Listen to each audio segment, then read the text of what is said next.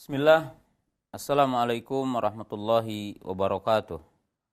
Alhamdulillah hamdan katsiran thayyiban mubarakan fi kama yuhibbu rabbuna wa yardah. Asyhadu an la ilaha illallah wahdahu la syarikalah wa asyhadu anna Muhammadan abduhu wa rasuluh. Wassalatu wassalamu ala Rasulillah wa ala alihi wa ashabihi wa man tabi'ahum bi ihsanin ila yaumiddin amma ba'du. Kaum muslimin, sahabat Roja, pemirsa Roja TV yang dirahmati Allah Subhanahu wa taala dimanapun Anda berada. Alhamdulillah di kesempatan siang yang berbahagia ini dengan izin dan kudrat dari Allah Subhanahu wa taala kita dipertemukan dalam majelis yang mulia ini. Dan kita insyaallah di kesempatan siang yang berbahagia ini kita akan membahas satu pembahasan yang khusus, yaitu sebuah penjelasan dari ayat yang terdapat dalam surah Al-Mujadilah, surah yang ke-58 ayat 11, di mana Allah Ta'ala berfirman, ya rafa'illahu alladhina amanu minkum walladhina utul ilma darajat. Allah mengangkat derajat orang-orang yang beriman di antara kamu dan orang-orang yang berilmu dengan beberapa derajat. Kaum muslimin, pemirsa Roja TV yang dirahmati Allah Subhanahu wa taala, kita akan membahas dengan pembahasan yang sangat berharga insyaallah, yaitu tentang bagaimana sikap orang beriman dan orang-orang yang dianugerahi ilmi dalam menjalani kehidupan ini dan dalam menghadapi tantangan hidup ini. Dan bagaimana Allah Subhanahu wa taala mengangkat derajat mereka, yaitu ahlul iman wa ahlul ilmi. Yaitu Allah Subhanahu wa taala mengangkat derajat orang-orang yang berilmu, mengangkat derajat orang-orang yang beriman. Mengangkat derajat orang-orang yang beriman dan mengangkat derajat orang-orang yang berilmu dari orang-orang yang beriman kepada Allah Subhanahu wa taala.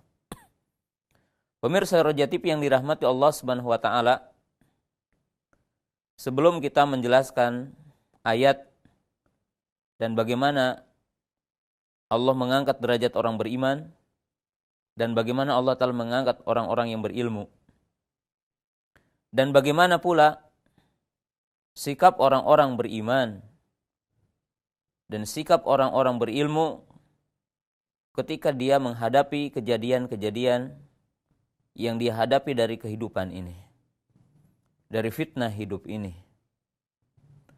Pertama, marilah kita untuk mengungkap kembali dan mengupas dan mengingat bahwa Allah Subhanahu wa taala menjelaskan di dalam ayat Al-Qur'an ada 4 sebab utama di mana Allah Subhanahu wa taala akan mengangkat derajat seorang hamba. Sebab yang pertama adalah dengan sebab imannya. Jadi dengan sebab keimanannya. Hal ini Allah Subhanahu wa taala jelaskan dalam surah yang ke-8, yaitu surah Al-Anfal. Dari ayat yang kedua dan setelahnya, Allah berfirman, innamal mu'minuna alladzina idza dzukirallahu wajilat qulubuhum wa idza tuliyat alaihim ayatuhu zadathum imana wa ala rabbihim yatawakkalun alladzina yuqimunas salata wa mimma razaqnahum yunfikun ulaika humul mu'minuna haqqan lahum darajatun inda rabbihim wa magfiratu wa rizqun karim. Silakan untuk terjemahnya dilihat saja di rumah, karena saya tidak akan membahas khusus ayat ini.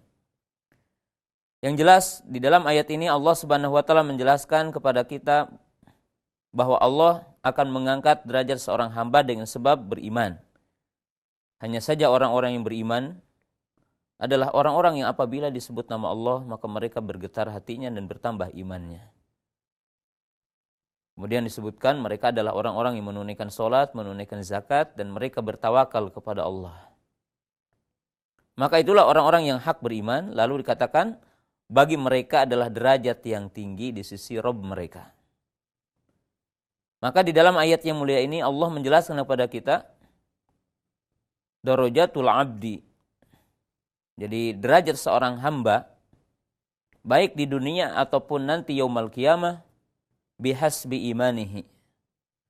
Bihasbi tafawuti imanihi adalah seukuran tinggi dan rendahnya keimanan seseorang kepada Allah Subhanahu wa taala.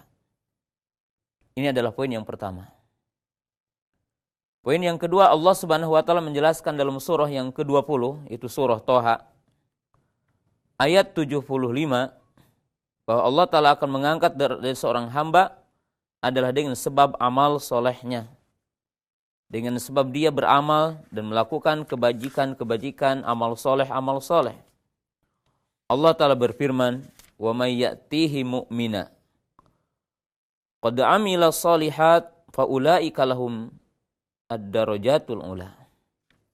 Barang siapa yang datang kepadanya, kepada Allah Ta'ala dalam keadaan beriman dan telah beramal soleh, maka bagi mereka derajat yang tinggi.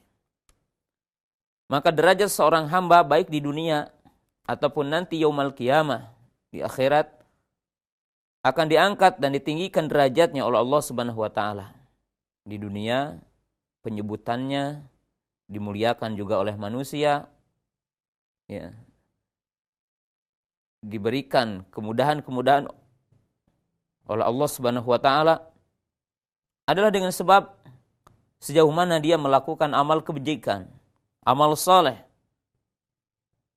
Min sholatin, dari salat, wa zakatin, dari menunaikan zakat, wa min saumin, dari menunaikan saum, wa min hajjin, dari menunaikan ibadah haji, wa min birril walidaini, dari menunaikan, artinya ibadah berbakti kepada dua orang tua, berjihad di jalan Allah Ta'ala, dan amal-amal yang lainnya, seperti perhatian kepada anak yatim, perhatian kepada orang-orang miskin, menengok orang sakit, dan seluruh amal-amal kebaikan.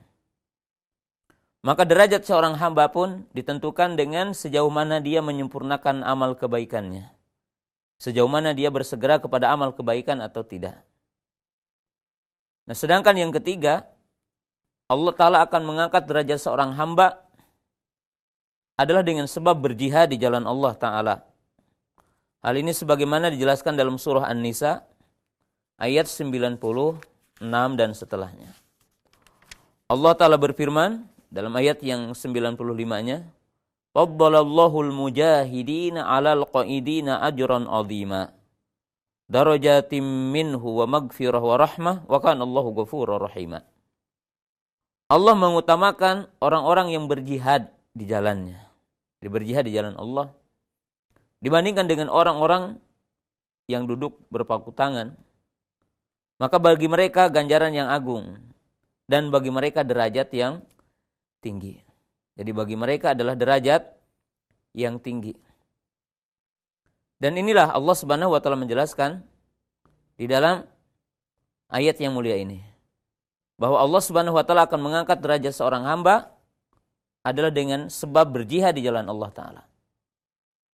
Dengan sebab dia melakukan jihad di jalan Allah Ta'ala. Yang tentunya bukan makomnya hari ini untuk menjelaskan jihad ini. Yang jelas Al-Imam Ibnul Qayyim rahimahullahu ta'ala dan para ulama yang lainnya telah menjelaskan bahwa jihad ini ada 4 macam. Dengan 13 tingkatan jihad. Jihad melawan hawa nafsu, jihad melawan syaitan, jihad melawan pelaku kezaliman, jihad melawan orang-orang munafik dan orang kafir. Yang semuanya ada 13 tingkatan. Jihad melawan hawa nafsu adalah dengan 4 tingkatan. Jihad mencari ilmu, jihad mengamalkan ilmu, jihad mendakwahkan ilmu, dan jihad dalam kesabaran. Jihad melawan melawan syaitan dengan 2 tingkatan. Melawan syubhat dengan ilmu dan yakin, melawan syahwat adalah dengan sabar. Sedangkan jihad melawan pelaku kezaliman dengan 3 tingkatan. Dengan hati bagi yang tidak mampu, dengan lisan siapa yang memiliki hujah dan argumentasi, dan dengan kekuasaan, dengan tangan bagi siapa yang punya kekuasaan. Dan jihad melawan orang kafir dengan 4 tingkatan. Dengan hati, dengan lisan, dengan harta, dan dengan kekuatan. Maka itulah 13 tingkatan jihad yang disebutkan oleh para ulama. yang manakala seorang mukmin menyempurnakan jihadnya, maka Allah Ta'ala akan menyempurnakan derajatnya. Allah Ta'ala berfirman, "Walladzina jahadu fina lanahdiyanahum subulana." Orang-orang yang berjihad di jalan kami, maka tentulah kami akan menunjukkan mereka kepada jalan kami.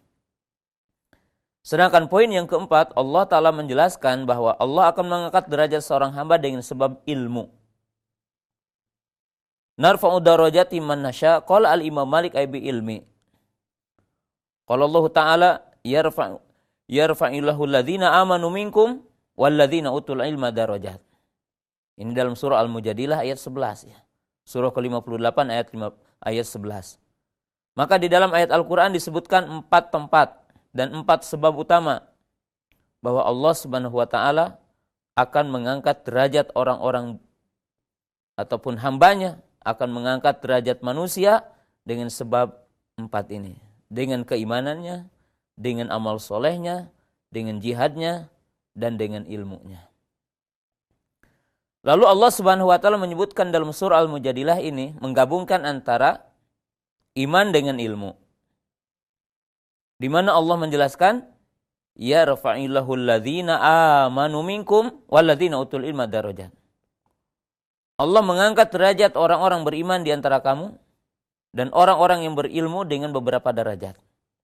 Nah, jamaah yang dirahmati Allah Subhanahu wa taala, nah kita akan menjelaskan ayat ini. Ya, tentunya akan masuk kepada ayat-ayat yang tadi ya. Di dalam ayat ini Allah Subhanahu wa taala menyebutkan akan mengangkat derajat orang beriman dan mengangkat derajat orang berilmu. Dan kita akan menyebutkan kisah-kisah dalam Quran bagaimana orang beriman dan bagaimana orang berilmu. Bagaimana Allah mengangkat mereka dan bagaimana sikap mereka. Jamaah yang dirahmati Allah Ta'ala, kalau kita bertanya dan ditanya, apa hikmahnya Allah Subhanahu wa taala menggabungkan di dalam surah Al-Mujadilah ayat 11 ini antara iman dengan ilmu? Dari sisi Allah akan mengangkat derajat seorang hamba. Maka di sini ada 2 poin yang sangat penting untuk kita jelaskan. Pertama, kita mengetahui dan para ulama menjelaskan seperti Imam Ibnu Qayyim rahimahullahu taala dalam kitabnya Miftah Daris Sa'adah, bahwa iman yang sahih, iman yang benar, iman yang lurus, mayan bani alal ilmi, yaitu iman yang dibangun di atas ilmu. Nah, termasuk juga jihad dan amal soleh. Amal tidak dikatakan amal soleh dan jihad tidak dikatakan jihad syar'i kecuali apabila berdasarkan ilmu. Dan demikian juga iman tidak dikatakan iman yang sahih, tidak dikatakan iman yang benar, tidak dikatakan iman yang lurus kecuali yang dibangun di atas ilmu. Dengan itu Allah Subhanahu wa taala berfirman, "Fa'lam annahu la ilaha illallah wastaghfir lidzanbik." Qala al-Imam al-Bukhari rahimahullahu taala, babul ilmi qabla al-qawli wal amali. Lihatlah dalam surah Muhammad ini Allah Ta'ala menjelaskan, fa'lam annahu la ilaha illallah. Ketahuilah bahwasanya tidak ada yang berhak disembah kecuali Allah, dan memintalah pengampunan terhadap dosamu. Maka Imam Bukhari mengatakan bab ilmu sebelum kita berbicara dan sebelum kita beramal. Nah, di sini jamaah yang dirahmati Allah Ta'ala, pemirsa Raja TV yang semoga Allah Ta'ala senantiasa merahmati kita dan memberkati kita dan memberikan hidayah kepada kita kepada jalan yang lurus.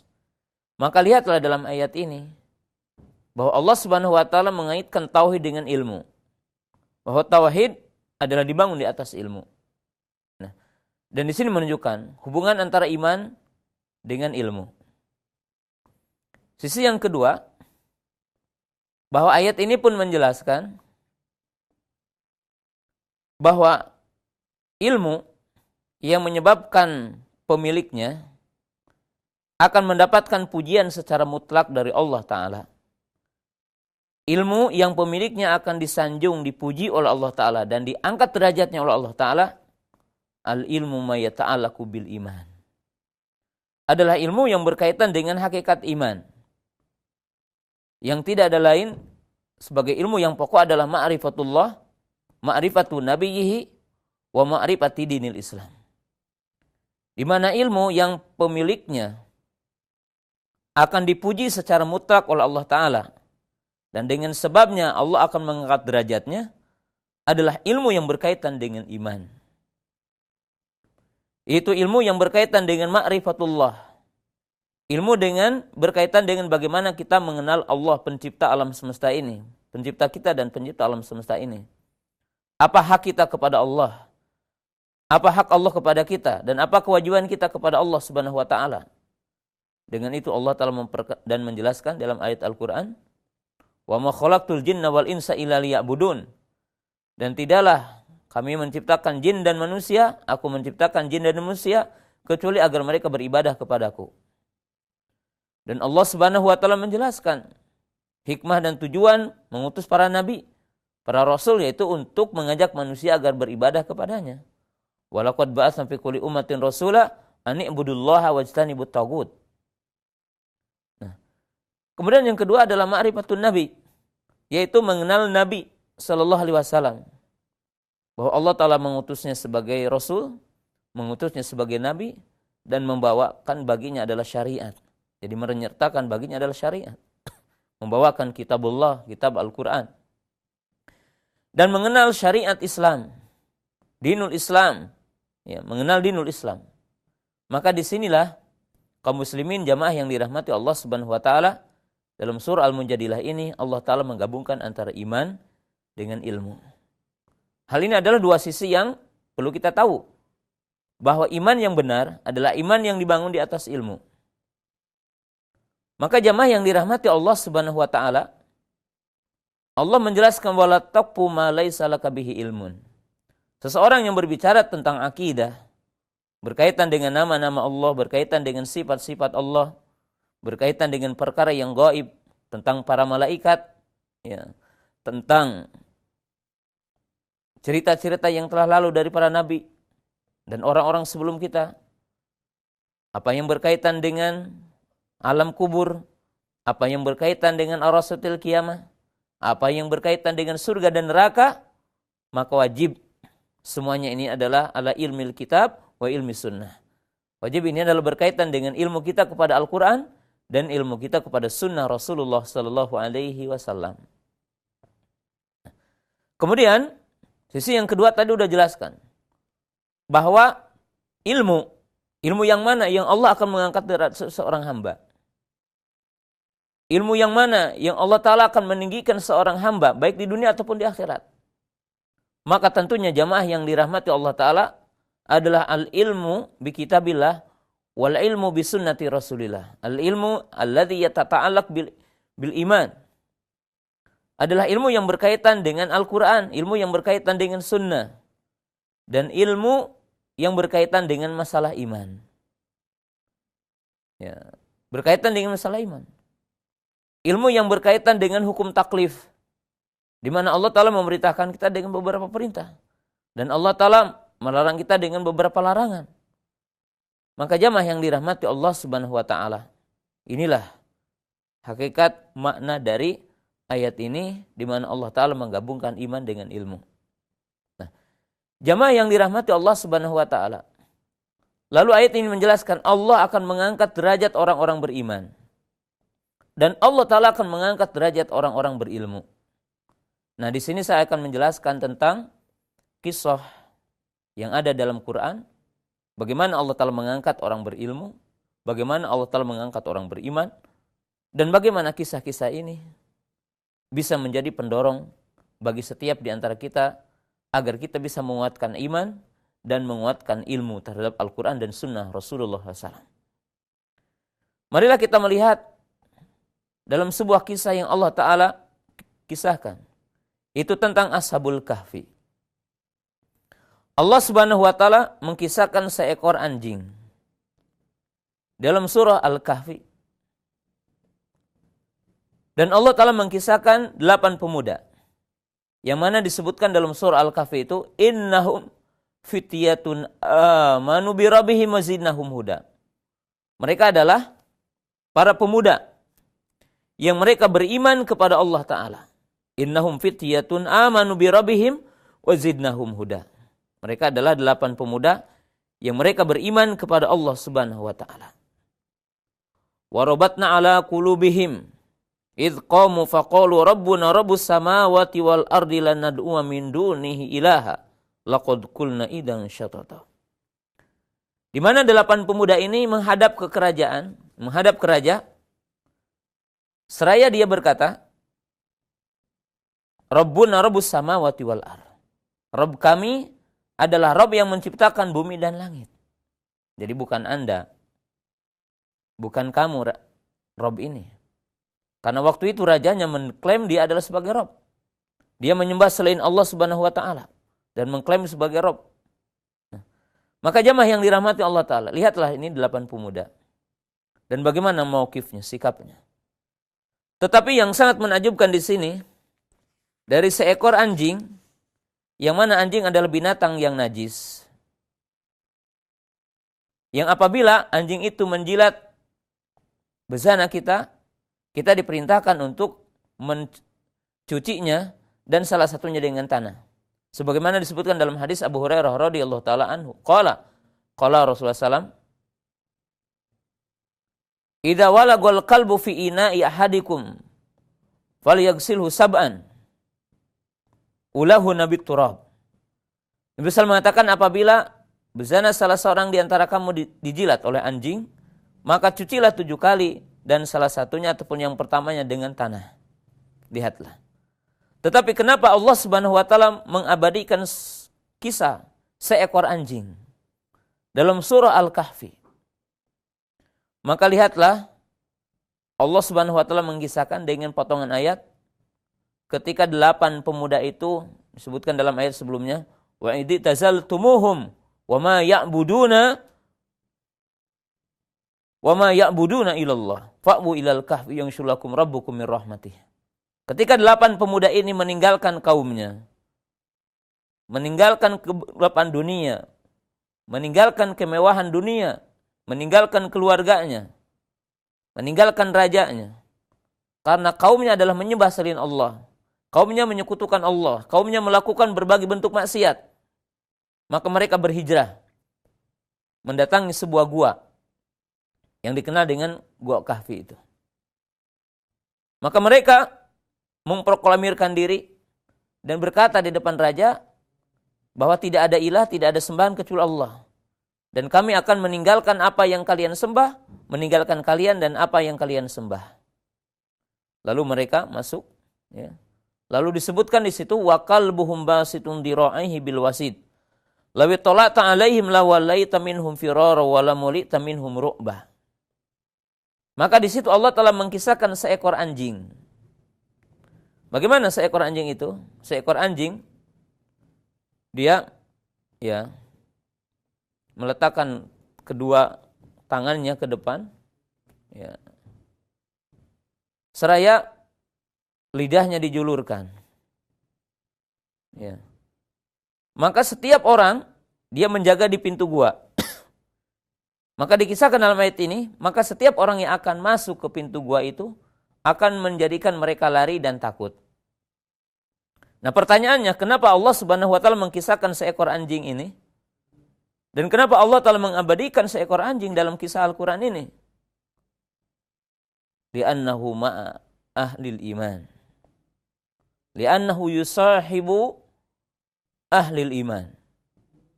Yani yusahibu ahlal iman. Karena dia bersama dengan ahlul iman. Karena dia menemani ahlul iman. Karena dia menjaga ahlul iman.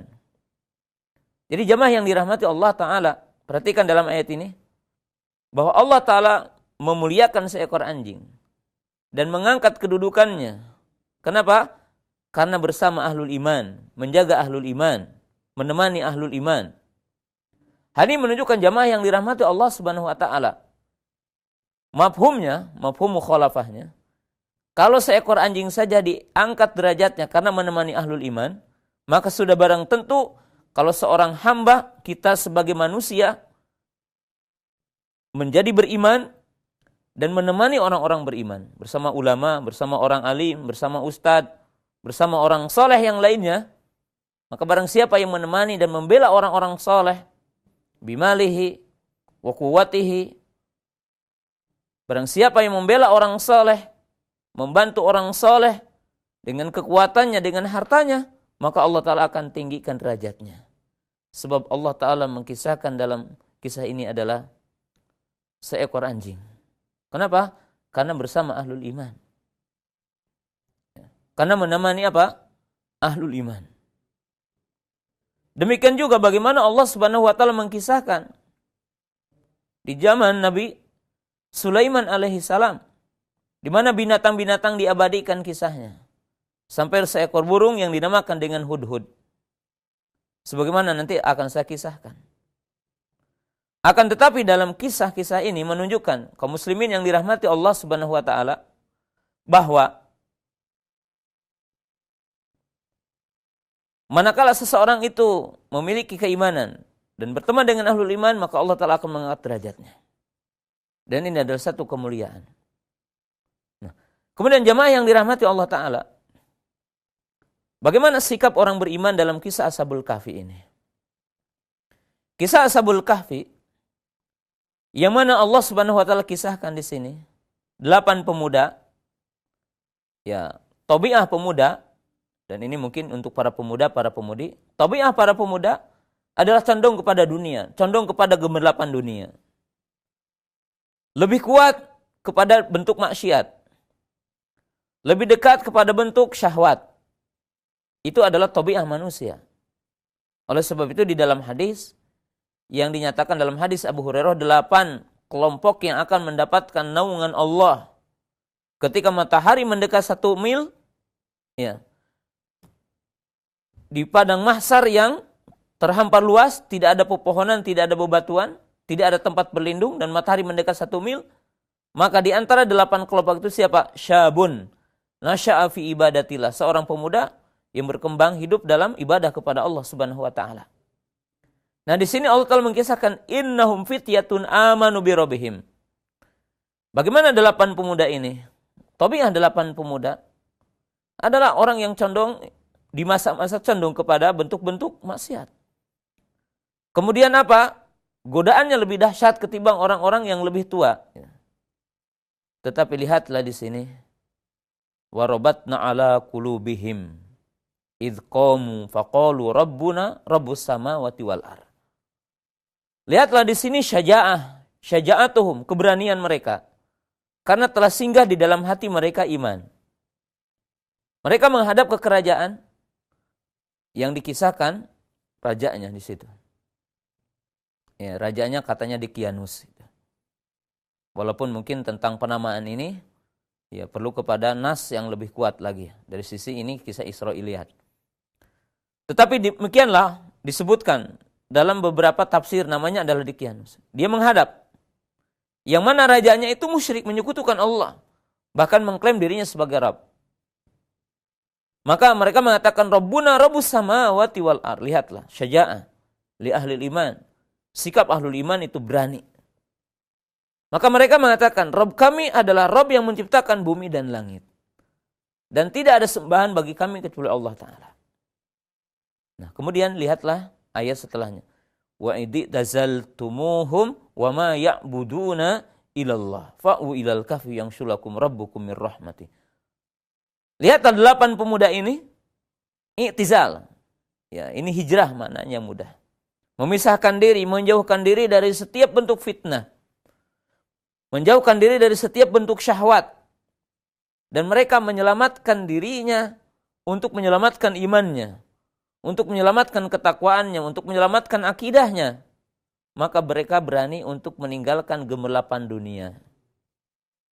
Keindahan bersama keluarganya, keindahan bersama kaumnya. Maka mereka pergi ke sebuah gua untuk menyelamatkan keimanannya, untuk menyelamatkan ketakwaannya. Lalu Allah Subhanahu wa Ta'ala berikan anugerah mereka dengan penjagaan. Dijaga oleh Allah Ta'ala. Dengan berbagai penjagaan disebutkan dalam kisah ini. Sampai mereka bangunlah dari tidurnya. Lalu mereka saling bertanya, ada yang mengatakan sehari, ada yang mengatakan setengah hari. Tetapi ternyata dikatakan sungguhnya mereka adalah telah tertidur tidak kurang dari 300 tahun. Ya. Ini tentang mereka. Lalu ketika mereka bangun dari tidurnya, mencari makan dan sebagainya, dan seterusnya. Di situ disebutkan, nah ternyata kondisi negaranya udah berbeda dan berubah dari kondisi yang ketika mereka berada waktu itu. Dan disinilah jamaah yang dirahmati Allah Ta'ala, sikap ahlul iman. Sikap orang diberikan keimanan, sikap orang-orang yang singgah dalam hatinya iman. Yang mereka telah mendapatkan kelezatan iman. Maka jamaah yang dirahmati Allah Ta'ala, demi iman mereka meninggalkan gemelapan dunia. Dan ini kisah yang sangat agung. Allah mengangkat derajat seekor anjing karena iman. Karena bersama ahlul iman. Kemudian yang kedua, jamaah yang dirahmati Allah Ta'ala, tidaklah kita mengetahui sebuah ayat, Qutila ashabul ukhdud. Celaka dan binasa ashabul ukhdud, yaitu orang-orang yang membunuh orang-orang beriman, di mana mereka membuat parit. Dalam hadis yang diriwayatkan dari Suhaib bin Sinan radhiyallahu taala anhu dengan riwayat yang sangat panjang, lihatnya di sini ada beberapa kelompok orang. Jadi di sini ada 5 kelompok orang di sini sebutkan dalam hadis. Hadisnya panjang. Nabi SAW mengatakan sebuah kisah bainal malik, raja, was-sahir, tukang sihir, war-rahib, wal-gulam, wal-mar'ah, was-sabi. Di mana di dalam kisah itu Allah Ta'ala menyebutkan beberapa kalangan manusia. Rasulullah SAW mengkisahkan tentang Bani Israel terdahulu. Itu tentang seorang raja, kemudian di situ ada tukang sihir, kemudian ada rahib, seorang dikenal artinya adalah orang ahli ibadah yang menjauhkan diri dari dunia. Kemudian apa? Gulam, anak kecil. Artinya seorang pemuda. Kemudian wanita dengan anak kecil. Maka dikisahkan di sini ketika sang raja ataupun tukang sihir berkata kepada rajanya, karena waktu itu raja itu dijagat oleh tukang-tukang sihir. Jadi kejayaannya, kemuliaannya, ya mereka menyadarkan diri kepada seorang tukang sihir. Ya kalau sekarang mungkin ya ke pasukan bala tentara dan sebagainya. Waktu itu tukang sihir. Maka si tukang sihir itu datang kepada raja. Wahai rajaku, aku telah mendekati ajalku. Artinya udah tua. Maka pilihkan bagiku seorang pemuda yang aku akan mengajarkan kepadanya ilmu sihir. Maka sang raja pun memilih seorang pemuda. Nah, ketika si anak muda ini akan berjalan ke tukang sihir, maka di tengah perjalanan ketemu dengan seorang rahib. Yu'allimuhu tauhid, yang rahib itu mengajarkan kepadanya tauhid. Maka akhirnya dia takjub dengan ilmu tauhid ini dan dia mentauhidkan Allah Subhanahu wa taala. Nah, kemudian saya potong-potong kisahnya di sini. Sampai satu ketika dia di antara rahib dengan apa? Dengan tukang sihir itu. Maka akhirnya dalam kisah itu datanglah seekor binatang melata yang menghadang orang-orang di kampungnya. Maka si anak itu berkata atau pemuda itu berkata, jika seandainya yang benar ini adalah rahib, maka tunjukkanlah kepadaku ayat, artinya ciri-ciri. Aku akan membunuh binatang itu. Maka dia membawa batu dan melemparkannya dan mati. Maka tersebarlah bahwa dia telah berhasil menjadi seorang tukang sihir dan memiliki kemampuan yang sangat menakjubkan rakyatnya waktu itu. Dan ketika dia memberitakan kepada gurunya yaitu rahib, maka gurunya berkata, sesungguhnya engkau telah mendapatkan suatu, ya. Maka kamu akan diuji dengan beberapa ujian. Dan jika engkau diuji, maka janganlah engkau menceritakan bahwa engkau telah belajar denganku. Jadi jangan ditunjukkan tentang diriku. Maka kisah yang selanjutnya, seorang pemuda ini menyembuhkan orang yang penyakit kulit. Artinya orang yang sakit. Maka sembuh. Maka datanglah salah seorang kepercayaan kerajaan yang kebetulan dia adalah buta. Maka akhirnya sembuhlah oleh dia. Dan artinya apa? Sembuh. Maka dia berkata, wahai gulam, wahai pemuda, coba obati aku. Jika engkau bisa mengobatiku, maka aku akan memberikan hadiah bagimu. Maka si pemuda ini mengatakan, aku tidak bisa menyembuhkan, tapi yang menyembuhkan Allah. Ya. Dan jika engkau ingin sembuh, maka berimanlah kepada Allah, maka aku akan berdoa kepada Allah untuk kesembuhanmu. Maka akhirnya dia mengucapkan iman, ya. Dan anak itu ataupun pemuda itu berdoa kepada Allah untuk kesembuhannya. Maka dia pun sembuh. Maka ketika dia datang ke kerajaan dan menceritakan apa yang terjadi atas pemuda ini, maka sang raja pun mengatakan, apakah engkau telah disembuhkan oleh seorang pemuda itu? Maka dia berkata, yang menyembuhkan aku adalah Allah. Yang menyembuhkanku adalah Rob, yaitu Rob alam semesta. Maka sang raja pun mengatakan, apakah ada Rob selainku? Maka marahlah. Lalu dia dituntut untuk kufur kembali, maka dia menolaknya. Dan akhirnya dia ditunjukkan kepada pemuda itu. Kemudian dikisahkan dalam kisah itu, lalu pemuda itu menunjukkan kepada seorang rahib. Lalu si rahib itu dituntut untuk kufur kembali, tetapi menolak, maka dibelahlah. Jadi disediakan gergaji lalu dibelah oleh raja itu. Maka akhirnya ditunjukkanlah kepada gulam ini, si pemuda ini bahwa dialah yang menyembuhkannya. Maka dia pun mengatakan, sesungguhnya bukan aku yang menyembuhkan, tetapi Allah yang menyembuhkan. Bukan aku yang menyembuhkan, aku tidak bisa menyembuhkan, Allah Ta'ala yang menyembuhkan. Maka sang raja pun murka ketika menuntut anak itu untuk kufur kembali. Ketika dituntut seorang pemuda itu untuk murtad kembali, maka dia pun murka. Akhirnya dibawalah pemuda itu ke lautan, yang dengan tujuannya berilah dua pilihan. Kalau dia kufur kembali, maka bawa kembali hidup-hidup. Dan apabila dia tidak kufur, tetap dalam keimanannya, maka tenggelamkanlah di laut. Maka tiba-tiba yang mengantarkannya itu tenggelam dan perahunya tenggelam dan dia selamat. Maka dia datang lagi ke kerajaan dengan selamat. Kemudian pemuda itu dibawa lagi ke sebuah gunung. Lalu dikatakan, berikan dua pilihan. Seandainya dia itu beriman, tetap beriman, maka lemparkanlah. Artinya lempar dari gunung yang tinggi itu. Dan jika dia kufur, maka bawa kembali. Maka tiba-tiba beliau ataupun pemuda itu berdoa kepada Allah Ta'ala dan bergetarlah gunungnya dan matilah orang-orang yang akan membunuhnya. Lalu dia datang ke kerajaan. Seraya dia berkata kepada sang raja itu, sesungguhnya engkau tidak akan bisa membunuhku kecuali engkau mengikuti perintahku. Mengikuti cara yang aku perintahkan kepadamu. Maka sang raja pun mengatakan, iya, bagaimana caranya? Maka beliau mengatakan, kumpulkan rakyatmu di sebuah tempat yang luas dan ikatlah aku. Dan jika engkau akan membunuhku, maka sediakanlah anak panah, artinya panah dengan anak panahnya. Dan ketika engkau akan melepaskan anak panahmu, maka ucapkanlah Bismillahirrabbilgulam. Maka sang raja pun menyiapkan dengan apa yang diminta oleh pemuda itu, maka dia melepaskan anak panah itu dengan mengatakan Bismillahirrabbilgulam. Ya, maka mengenai dadanya dan meninggal dunia, syahid ya si pemuda itu. Maka sentak rakyat yang mengatakan amantu bi rabbil gulam, amantu bi rabbil gulam. Aku beriman kepada Rabb Gulam, beriman kepada Allah, beriman kepada Rabb alam semesta ini. Maka sang raja pun murka dan berkata, bagaimana kalian bisa beriman sebelum aku mempersilahkan kalian? Maka sang raja pun menyiapkan parit, yang di situ disiapkan bebatuan dan kayu-kayu yang menyala untuk membakar setiap orang yang mengatakan iman.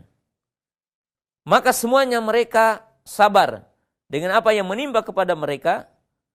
Kemudian di situ dikisahkan tinggallah seorang wanita dengan anak yang masih merah.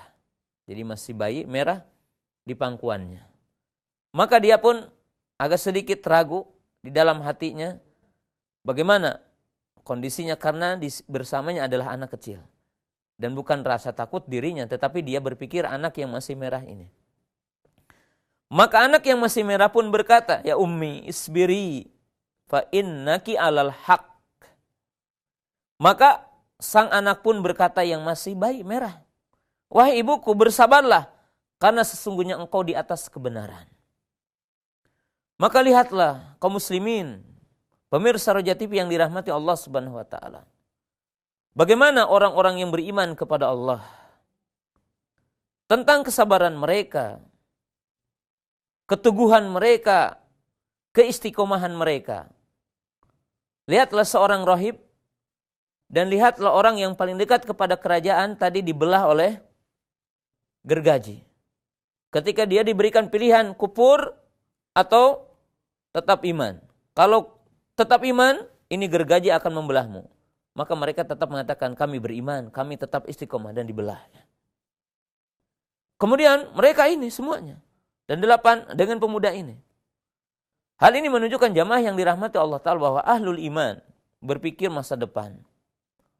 Mereka rela ya, dan sabar dengan api dunia yang disediakan oleh raja tersebut demi selamatnya dengan api neraka. Karena kita wajib tahu, kaum muslimin yang dirahmati Allah Ta'ala, wahai ahlul iman, wahai ahlul Islam, wahai ahlul Islam. Di mana Rasulullah SAW menjelaskan tentang azab neraka dan bagian neraka. Di mana Nabi SAW mengatakan kepada para sahabat terdengar suara gemuruh. Lalu dikatakan suara apa itu? Maka Nabi SAW mengatakan itu adalah suara batu yang dilemparkan ke jurang api neraka. Dan sedang berjalan, artinya sedang jatuh ke jurang api neraka. Dan itu udah 70 tahun belum sampai. Ini menunjukkan begitu dalamnya api neraka itu. Dan maka dikatakan nanti penghuni neraka, di mana mereka akan terbakar dengan api neraka.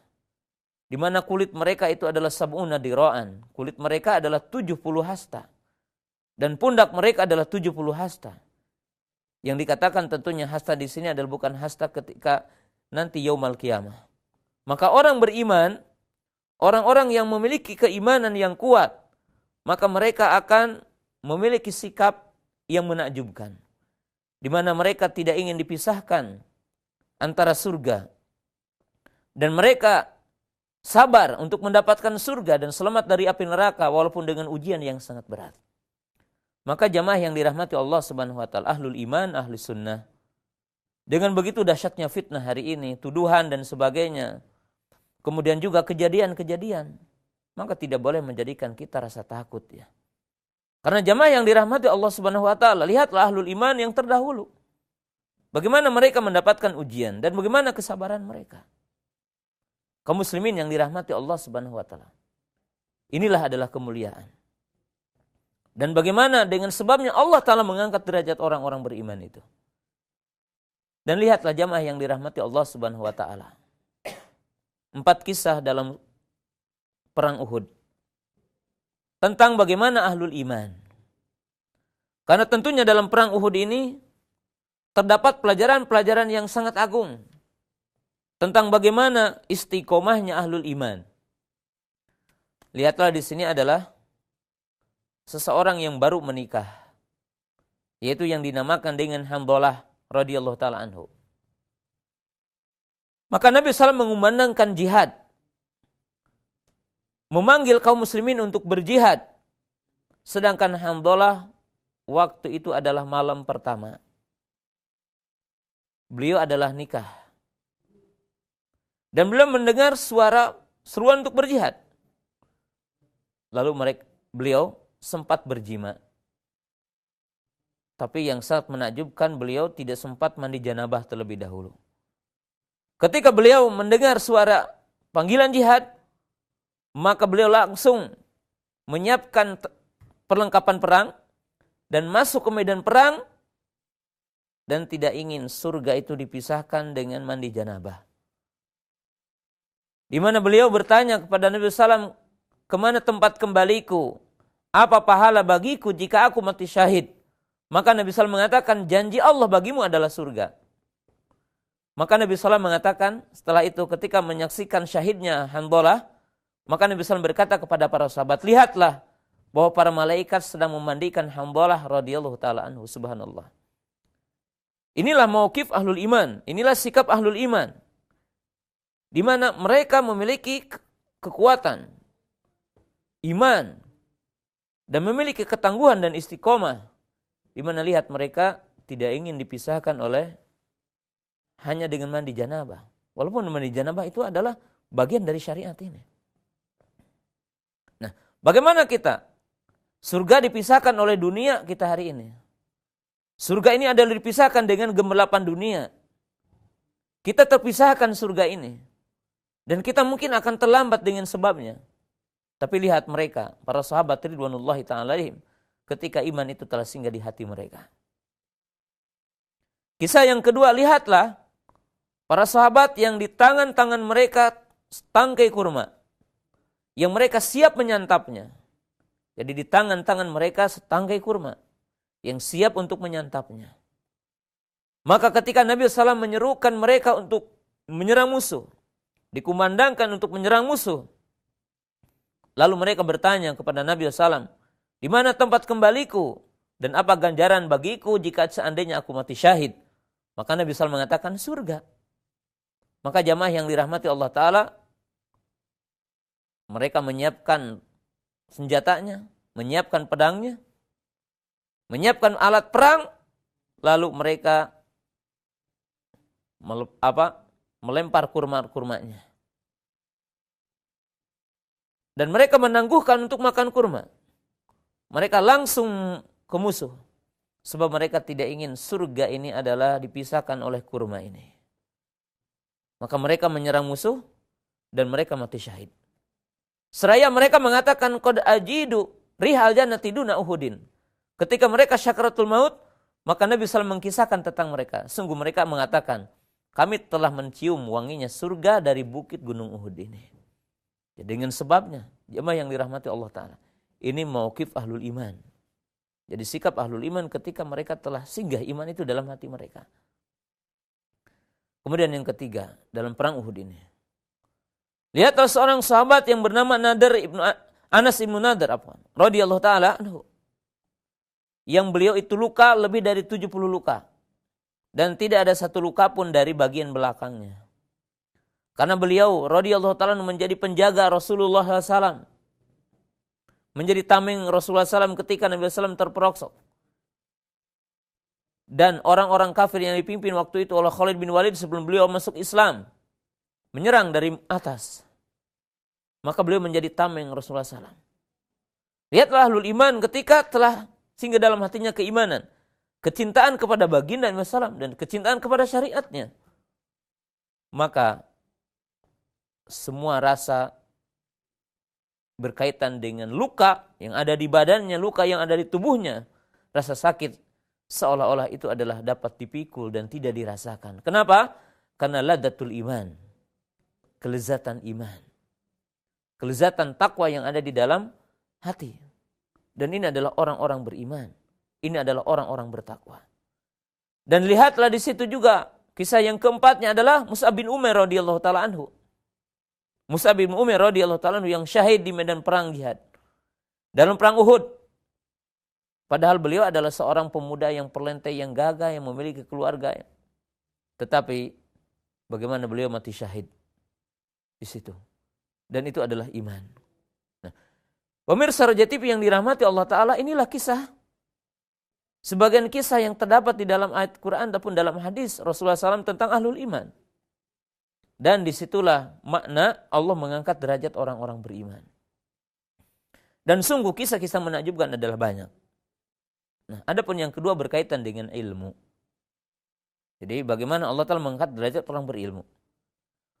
Allah Subhanahu wa Ta'ala mengabadikan di dalam ayat Al-Quran tentang ilmu bukan hanya manusia. Tetapi Allah Subhanahu wa Ta'ala mengabadikan ilmu adalah tentang seekor binatang, yaitu seekor burung yang dikenal dengan burung hudhud. Jamaah yang dirahmati Allah Subhanahu wa Ta'ala, bagaimana Allah Subhanahu wa Ta'ala mengkisahkan dan menyebutkan kisah tentang seekor burung yang dikenal dengan burung hudhud. Ya. Jamaah yang dirahmati Allah Subhanahu wa Ta'ala, bagaimana dengan hudhud ini? Hudhud adalah binatang burung, tetapi kenapa Allah Ta'ala abadikan di dalam Quran?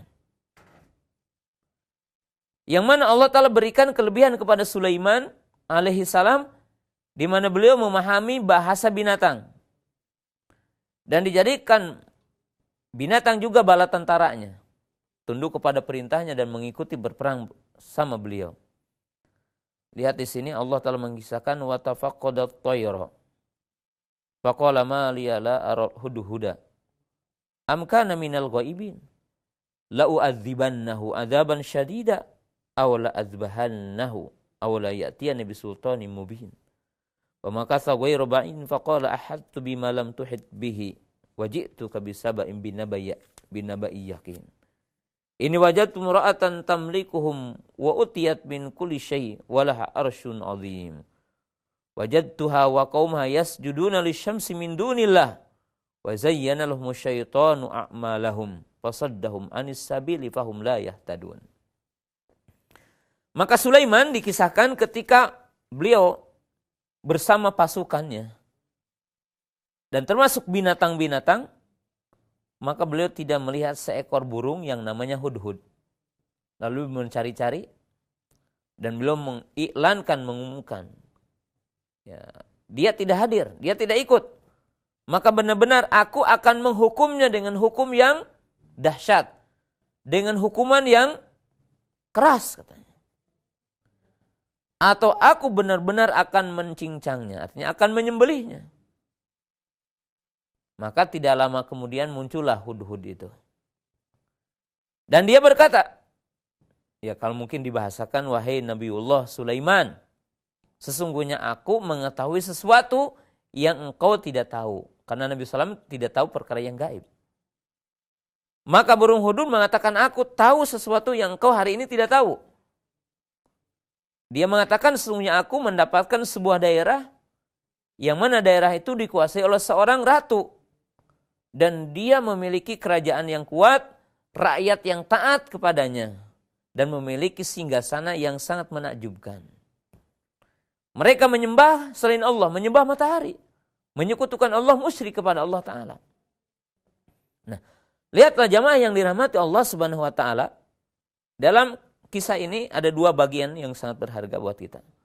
Pertama, hudhud, burung, ya, diabadikan oleh Allah Ta'ala karena dengan kisah ilmunya. Kemudian selamat dari apa? Dari hukuman, karena dia biasa menghadirkan ilmu. Di mana Nabi Sulaiman alaihissalam mengancamnya, bahkan memperamilkan akan membunuhnya. Tetapi berhubung dia menghadirkan ilmu, maka selamat. Dan ini kemuliaan ilmu. Nah, maknanya apa? Kaum muslimin yang dirahmati Allah Subhanahu Wa Ta'ala. Kalau seekor burung dimuliakan Allah Ta'ala, diabadikan dalam Quran tentang kisah, karena kisah berkaitan dengan ilmu, maka sudah barang tentu kita sebagai hamba Allah, sebagai orang beriman yang berilmu, maka Allah akan mengangkat derajat kita, akan meninggikan derajat kita. Ini adalah ilmu. Nah, kemudian kita lihat yang kedua, bahwa Allah Subhanahu Wa Ta'ala dan Rasulnya menyebutkan hukum yang menyendiri tentang siapa? Binatang nih, kalbul mu'allam. Ya, ada sifat khususnya. Dia punya label apa? Mu'allam. Padahal jamaah yang dirahmati Allah Subhanahu Wa Ta'ala, anjing najis tadi ya. Kemudian apa? Ada larangan untuk dipelihara. Karena Nabi SAW mengatakan, man ittakhadha kalban ila kalbi saydin, ila kalba saydin, au zar'in, au masyiyah, yankusu min amali kulli yaumin qirat. Ya, qiratan. Nabi SAW mengatakan, barang siapa yang menjadikan ataupun yang memelihara anjing, bukan anjing pemburu, bukan anjing jaga ternak, bukan anjing jaga tentang tanaman, maka akan berkurang dari amal setiap hari adalah 1 qirat. Jadi ada larangan memelihara anjing di rumah. Karena barang siapa yang memelihara anjing di rumah, maka akan berkurang setiap hari amalnya adalah 1 qirat. Kemudian Nabi SAW menyebutkan albul mu'allam, kecuali anjing mu'allam. Kemudian dalam poin yang kedua, bahwa Nabi SAW menjelaskan, kalau engkau melepas anjing mu'allam, anjing pemburu, ya, anjing pemburu yang dididik untuk berburu, kemudian jika engkau melepasnya dengan mengatakan bismillah, maka apabila dia menerkam buruan seperti rusa dan yang lainnya, lalu dia tidak memakannya dan kamu mendapatkan masih hidup, maka sembelihlah Jika kamu mendapatkannya telah mati, maka makanlah juga. Lihatlah di sini, kaum muslimin yang dirahmati Allah Ta'ala. Ketika anjing itu dikasih label mu'allam, anjing yang dididik, anjing yang punya ilmu, maka hukumnya jadi halal. Bukan hukum anjingnya, maaf. Jangan salah. Yang dimaksud di sini hukum buruannya. Tapi kalau anjing bukan anjing mu'allam, lalu dia menangkap buruan, nggak jelas. Hukum maksudnya tidak halal. Tapi kalau anjing yang diajari oleh kita untuk berburu, lalu ketika melepas dia menyebutkan bismillah, dan dia menerkam buruan dan tidak dimakan, maka walaupun kita mendapatkan telah mati dari buruan itu, maka halal untuk kita makan. Ya. Dan di sini Allah Subhanahu wa taala membedakan antara apa? Antara seekor anjing yang punya ilmu dengan yang punya ilmu. Yang tidak punya ilmu. Nah, jamaah yang dirahmati Allah Subhanahu wa taala di sini menunjukkan bagaimana Allah Subhanahu wa taala membedakan antara apa? Antara orang yang punya ilmu dengan orang yang tidak punya ilmu. Ya. Di sini Allah Subhanahu wa taala membedakan antara anjing yang diberi ilmu dengan anjing yang tidak diberi ilmu. Anjing yang punya ilmu dengan tidak. Nah, kalau binatang saja dibedakan oleh Allah Subhanahu wa taala karena berkaitan dengan ilmu, maka sudah barang tentu jamaah yang dirahmati Allah Subhanahu wa taala kita, hamba, seorang manusia, seorang beriman akan dibedakan oleh Allah Subhanahu wa taala. Dan ini adalah berkaitan dengan ilmu. Ya. Allah Subhanahu wa taala membedakan. Ya. Maka dengan itu jamaah yang dirahmati Allah Subhanahu wa taala, kita lihat kepada poin-poin yang lain. Bahwa Allah Subhanahu wa taala menjelaskan dalam ayat yang lain tentang bagaimana Allah mengangkat Nabi Daud, bagaimana Allah Ta'ala mengangkat Nabi Sulaiman, bagaimana Allah Ta'ala mengangkat Nabi Ibrahim. Maka sungguh adalah berkaitan dengan ilmu. Allah menjelaskan walaqad ataina Dawuda wa Sulaimana ilma. Dan sungguh kami telah datangkan, telah anugerahkan kepada Daud dan Sulaiman ilmu. Maka Allah Ta'ala menyebutkan hal ini. Dan bagaimana Allah Ta'ala mengangkat Talut. Jadi mengangkat Talut dan kemuliaan Talut. Di dalam surah Al-Baqarah, ketika orang-orang Bani Israel, mereka meminta seorang panglima perang yang bisa memerdekakan mereka dari kekuatan Jalut. Maka Allah Subhanahu wa taala mengangkat seseorang yang bernama Talut. Lalu mereka mengatakan bagaimana Allah mengangkat Talut dan tidak mengangkat kami yang kami lebih banyak hartanya. Maka Allah Subhanahu wa taala menjelaskan dan nabinya menjelaskan kepada mereka tentang Talut ini. Kenapa Talut diangkat oleh Allah Ta'ala sebagai seorang panglima perang? Maka Allah Subhanahu wa taala menjelaskan bahwa Allah Ta'ala memilihnya apa? Bastatan fil ilmi wal jismi. Innallaha astafahu alaikum wa zadahu bastatan fil ilmi wal jismi. Di mana Allah Ta'ala memilih Talut sebagai panglima perang, menjadi panglima perang yang akan membawa kaum Bani Israel, maka Allah menyebutkan Allah telah memilih buat kalian karena beliau itu luas dalam ilmunya dan kuat di dalam fisiknya. Allah mengangkat derajatnya. Di sini lihat. Dan bagaimana Allah Subhanahu wa taala mengangkat Nabi Ibrahim alaihissalam. Di mana Allah Ta'ala mengatakan narfa'u darajati man nasya, kami angkat derajat siapa orang-orang yang kami kehendaki. Maka Imam Malik mengatakan yaitu dengan ilmu. Dan ayat ini para ulama tafsir mengatakan berkaitan dengan Daud alaihissalam dan Sulaiman alaihissalam, dan berkaitan dengan kisah Nabi Yusuf alaihissalam, dan berkaitan dengan Nabi Ibrahim alaihissalam. Jadi para ulama mengatakan narfa'u darajati man nasya, kami angkat derajat yang kami kehendaki dari hamba-hamba kami. Maka para ulama menjelaskan ini berkaitan dengan beberapa kisah. Kisah yang pertama Itu berkaitan dengan kisah Nabi Ibrahim alaihissalam. Dari beberapa sikap beliau, kebijakan beliau ketika menghadapi fitnah. Ketika beliau berdebat dengan orang-orang, dengan seorang raja ya. Ketika beliau hilah juga, siasah. Ketika menghadapi raja waktu itu, setiap wanita yang bersama seorang laki-laki, maka rajanya itu apa? Ya kalau dikatakan itu adalah istrinya, maka apa?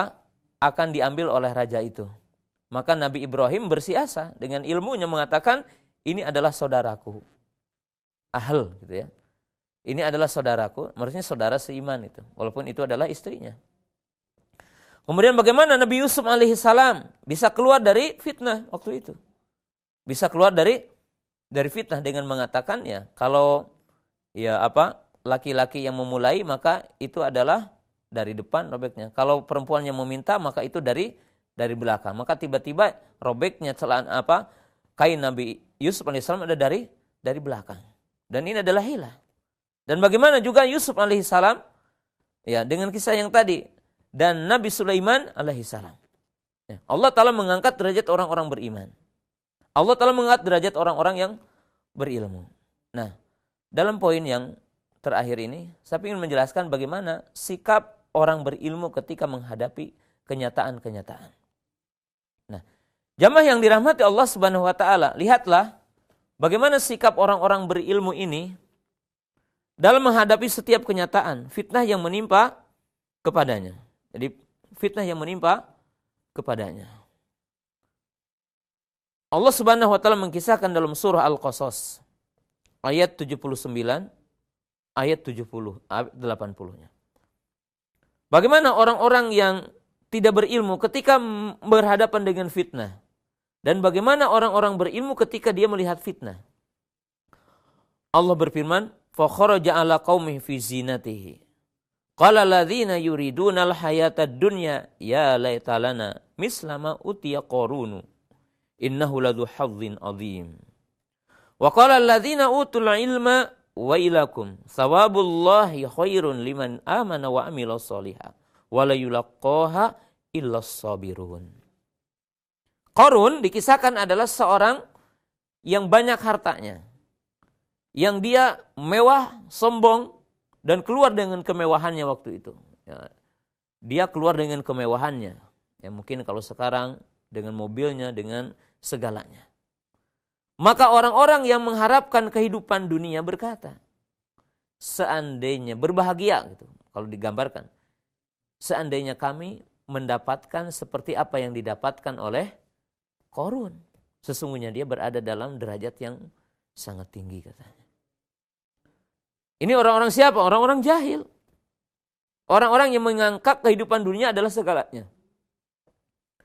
Wa yaral ladzina utul ilma wa qala alladzina utul ilma, dan berkata orang-orang yang diberikan kepadanya ilmu, celaka kalian katanya. Sesungguhnya pahala yang ada di sisi Allah, sesuatu yang ada di sisi Allah berupa pahala itu lebih baik bagi siapa yang beriman dan beramal saleh. Nah, lihatlah jemaah yang dirahmati Allah Subhanahu wa Ta'ala. Ketika muncul fitnah, ketika muncul keburukan, ketika muncul syubhat, maka sikap orang berilmu itu beda. Ketika dia melihat kenyataan, ketika ia berhadapan dengan kenyataan, ya, dia akan memilih perkara yang menyelamatkan dirinya, perkara yang bisa membimbing kepada dirinya, baik dunia ataupun akhiratnya. Berbeda dengan orang-orang yang tidak punya ilmu, orang-orang yang jahil. Nah, lihat jamaah yang dirahmati Allah Subhanahu wa Ta'ala. Lihatlah di sini. Mauqif orang berilmu dengan orang yang tidak berilmu. Kemudian, lihatlah kisah yang kedua ini.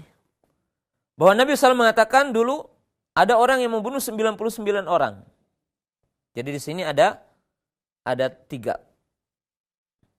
Dikisahkan ada yang membunuh 99 orang, dikisahkan rohib, kemudian yang ketiga ahlul ilmi. Lalu orang yang membunuh 99 orang ini ingin bertaubat. Padallahu ila rahibin. Ketika pertama kali dia ingin bertaubat, dia ditunjukkan kepada seorang rahib. Rahib itu orang yang rajin ibadah tetapi sempit ilmunya di sini. Maka dia pun berkata, aku telah membunuh 99 orang dan aku ingin bertaubat. apakah bagiku ada taubat? Maka orang yang beliau ataupun rahib ini berkata, tidak ada taubat bagimu. Bagaimana mungkin kau akan mendapatkan taubat? Engkau telah membunuh 99 orang. Maka akhirnya dia putus asa dan dibunuhlah si rahib ini. Dibunuh rahib ini. Karena dia memberikan fatwa dengan tanpa ilmu tapi dengan atifiyah, dengan perasaan, dengan tinjauan akal, dengan tinjauan hati. Maka dia membunuh 100 orang ya, ini pembunuh. Lalu terbetik dalam hatinya lagi ingin bertaubat. Padalahu ila a'lami ahlil ard. Maka dia ditunjukkan kepada orang yang paling alim dari penduduk bumi. Lalu dia datang dan dia berkata, apakah bagiku ada taubat? Aku telah membunuh 100 orang. Maka lihatlah sikap orang alim. Bagaimana sikap bijaknya orang alim. Maka beliau pun berkata, apa yang menghalangi engkau dengan taubat? Sesungguhnya Allah Ta'ala memerintahkan kita untuk bertaubat. Memerintahkan kita untuk beristighfar. Dan Allah telah dinamai dengan Al-Ghafur, Al-Ghaffar. Yang Maha Pengampun. Tapi orang alim ini punya sikap yang benar, punya cara yang baik. Beliau berkata, kalau kamu ingin bertaubat dan istiqomah dalam taubatmu, la tarji ila baladik fa inna baladaka baladun su. Tapi kalau engkau ingin bertaubat dan istiqomah dalam taubatmu, maka janganlah pulang ke negeri kamu. Jangan pulang ke negerimu. Idhab ila baladin kada wa kada fa inna hunaka unasun ya'budunallaha fa'budhu ma'ahum. Maka beliau mengatakan, di sana ada orang-orang yang soleh, orang-orang yang mentauhidkan Allah, maka pergilah ke sana. Lihat, jamaah yang dirahmati Allah Ta'ala, pemirsa Raja TV yang dirahmati Allah Ta'ala, orang berilmu. Pergi ke sana. Sebab kamu kalau pulang ke negerimu akan mudah untuk tergoda kembali.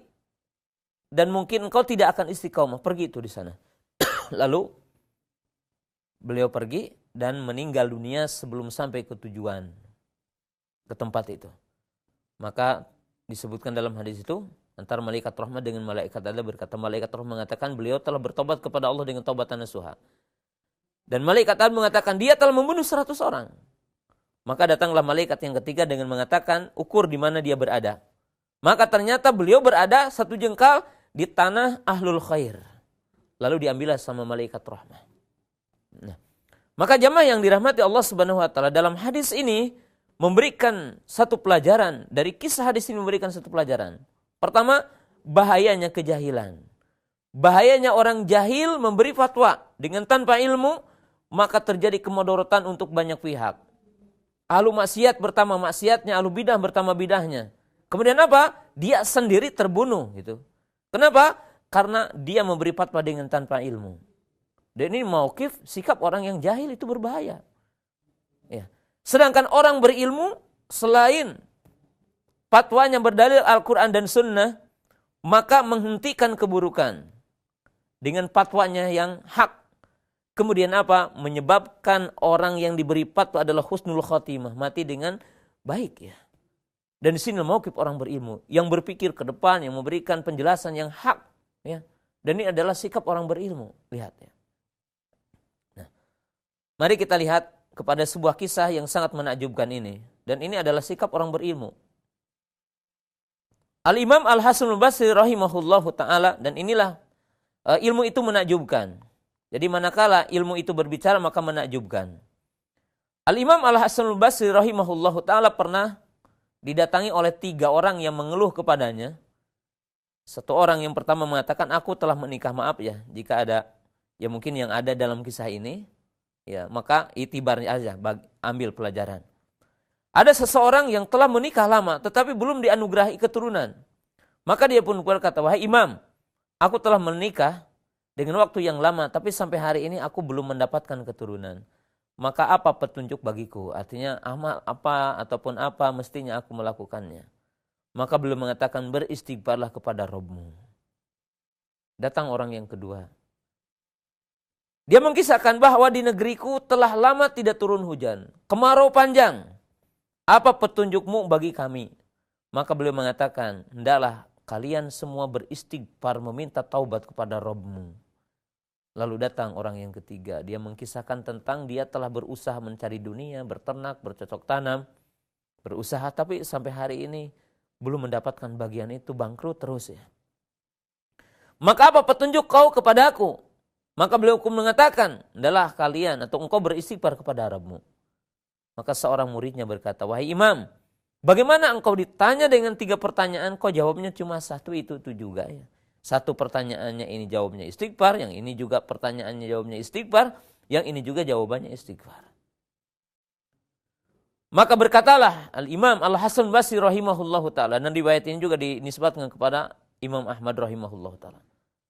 Maka beliau mengatakan, tidaklah engkau mendengar dan membaca sebuah ayat yang terdapat dalam surah Nuh.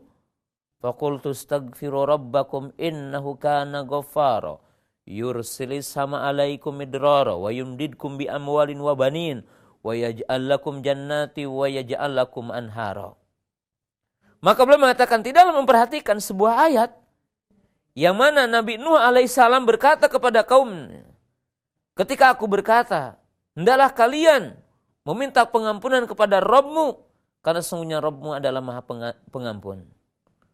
Maka jika engkau beristighfar dari seluruh dosamu dan bertaubat dari dosa-dosamu, maka Allah akan menurunkan hujan lebat dari langit, katanya. Lalu apa?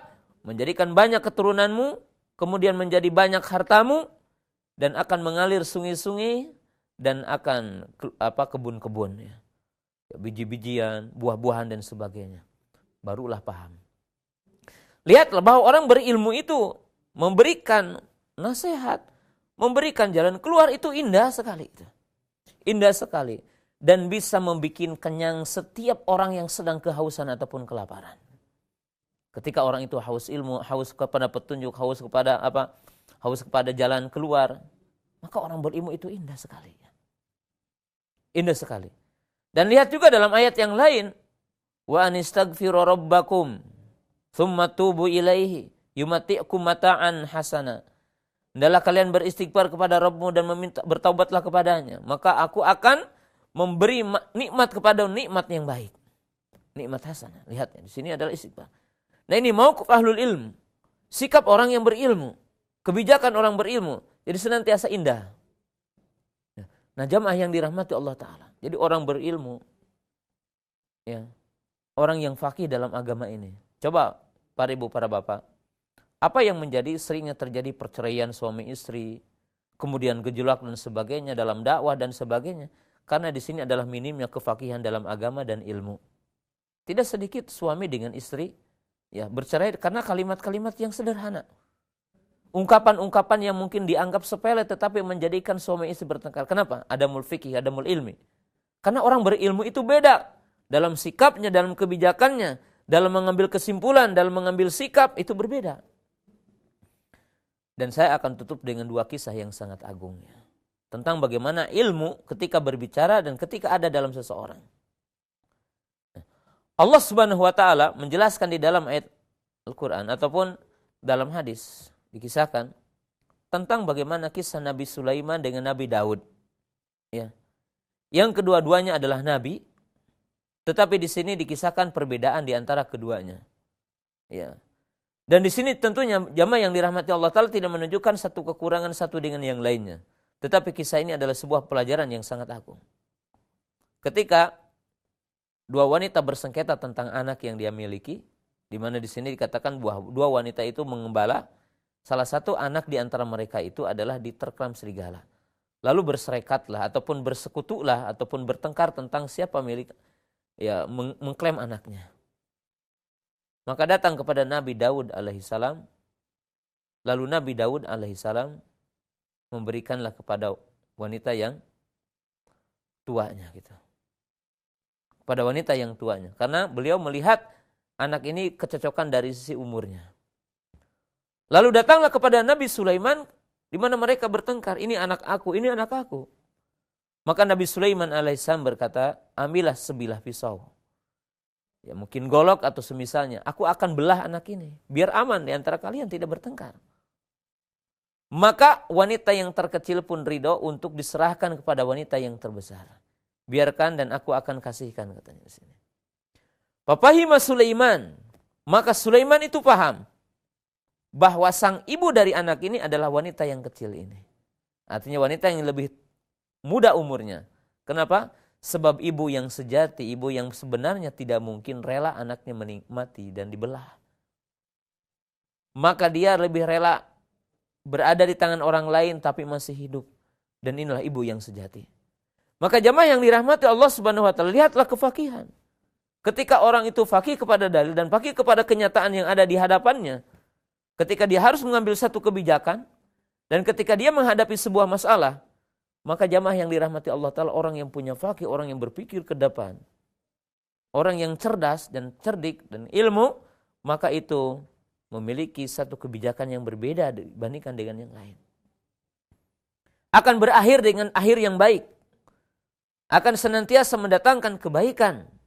Akan senantiasa membawa maslahat, berbeda ketika kejahilan itu berada dalam sisi seseorang. Kemudian kisah ini yang terakhir, dan kisah ini tentunya tidak disebutkan dalam Quran ataupun hadis, tetapi disebutkan dalam kisah yang merupakan iktibar semata, ya. Bahwa dari seorang hakim, ya, ini bagaimana kecerdasan dan memahami kenyataan, ya, dan bagaimana ilmu itu berbicara. Artinya di sini adalah kefakihan. Ada seseorang yang dihadapkan ke hakim. Dia dituduh sebagai pencuri tempat menanak nasi. Jadi dia dituduh sebagai pencuri penanak nasi. Dan seseorang ini mengadu kepada hakim bahwa telah dicuri barangnya. Sedangkan dia adalah orang cacat, maaf ya. Disebutkan di situ kedua tangannya tidak ada. Sedangkan barang itu bisa diambil kalau dengan dua tangan. Dohirnya begitu. Maka ketika dia dihadapkan ke hakim, ya, lalu dia ditanya, benarkah Anda yang mencuri barang ini? Maka dia pun berkata, dia mengatakan, bagaimana aku bisa mencuri barang ini? Sedangkan aku adalah orang yang cacat. Jadi dia mengatakan, sedangkan aku adalah orang yang cacat. Maka jamaah yang dirahmati Allah Ta'ala, lihatlah kefakihan.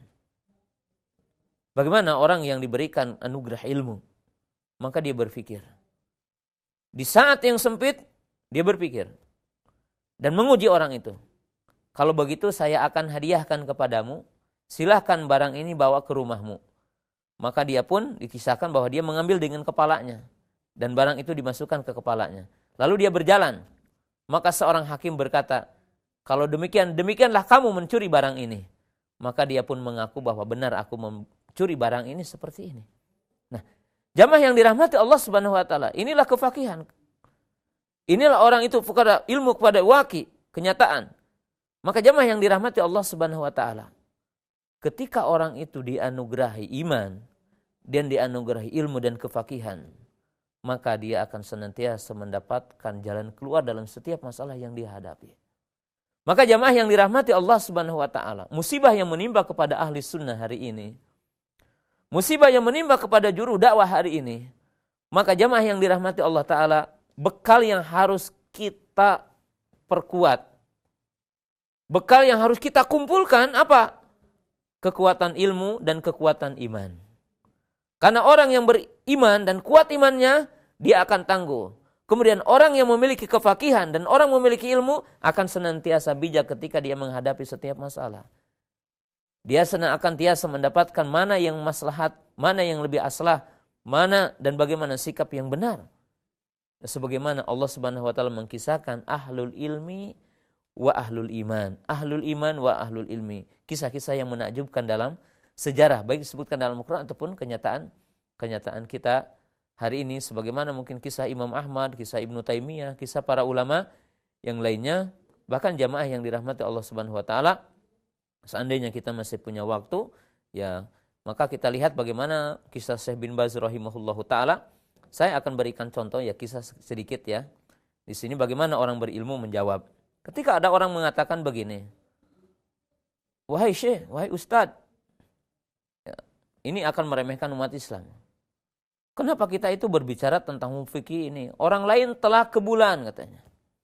Orang-orang kafir telah ke bulan. Mereka bisa dari bumi ke bulan. Maka mungkin kalau kita orang yang tidak berilmu, dikasih pertanyaan seperti itu akan grogi ataupun bagaimana. Tapi orang berilmu berkata, kamu merasa takjub kepada manusia hanya berpindah dari makhluk ke makhluk?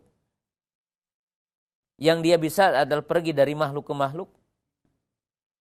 Tidaklah kamu tahu bahwa orang yang beriman, orang yang menjaga salat, orang yang munajat kepada Allah Ta'ala, maka dia akan bertemu dengan Rabb-Nya. Maka dia akan menjadi dekat dengan Rabb-Nya. Maka dia akan menjadi dekat dengan Rabb-Nya dan Allah adalah sebagai penjaganya. Maka Allah Subhanahu wa Ta'ala menjelaskan kepada kita tentang itu. Intan surullah yansurkum. Nabi SAW mengatakan apa dalam hadis Abdullah bin Abbas radhiyallahu taala anhu, ihfadillah yahfadka. Jagalah hukum-hukum Allah, jagalah batasan-batasan Allah, maka Allah akan bersertamu. Maka jamaah yang dirahmati Allah Subhanahu wa Ta'ala, orang beriman dekat dengan Allah. Orang beriman dijaga dengan Allah Ta'ala. Apakah Anda merasa bergembira ketika Anda adalah bersatu dengan makhluk, berpindah dari satu makhluk kepada makhluk yang lain? Maka seorang beriman adalah bersama dengan Allah. Allah menjaganya. Tapi yang dimaksud tentunya bersama dengan Allah bukan berarti Allah Ta'ala menyatu dengan hambanya. Bukan. Tapi yang dimaksud di sini bahwa Allah Ta'ala menjaganya. Allah adalah mengetahuinya. Allah akan menolongnya. Dan disitulah sikap orang berilmu. Wallahu Ta'ala a'lam. Terima kasih kami ucapkan untuk Al-Ustaz yang telah menyampaikan tausiah penuh manfaat di siang yang berbahagia ini. Semoga bermanfaat untuk kita semua. Ikhwatal Islam, pendengar dan pemirsa Roja, kita masuki sesi interaktif, sesi tanya jawab untuk pendengar dan pemirsa yang akan bertanya. Kami angkat pertanyaan yang datang dari pesan singkat terlebih dahulu. Nah, ada pertanyaan dari pendengar kita, Ummu Balkis di Jakarta. Assalamualaikum warahmatullahi wabarakatuh. Ustaz, bagaimanakah ciri-ciri orang yang dinaikkan derajatnya oleh Allah Azza wa Jalla? Apakah termasuk diantaranya juga adalah ditinggikan derajatnya di dunia atau dengan perkara-perkara keduniaan? Ustaz, mohon nasihat dan penjelasan, Ustaz.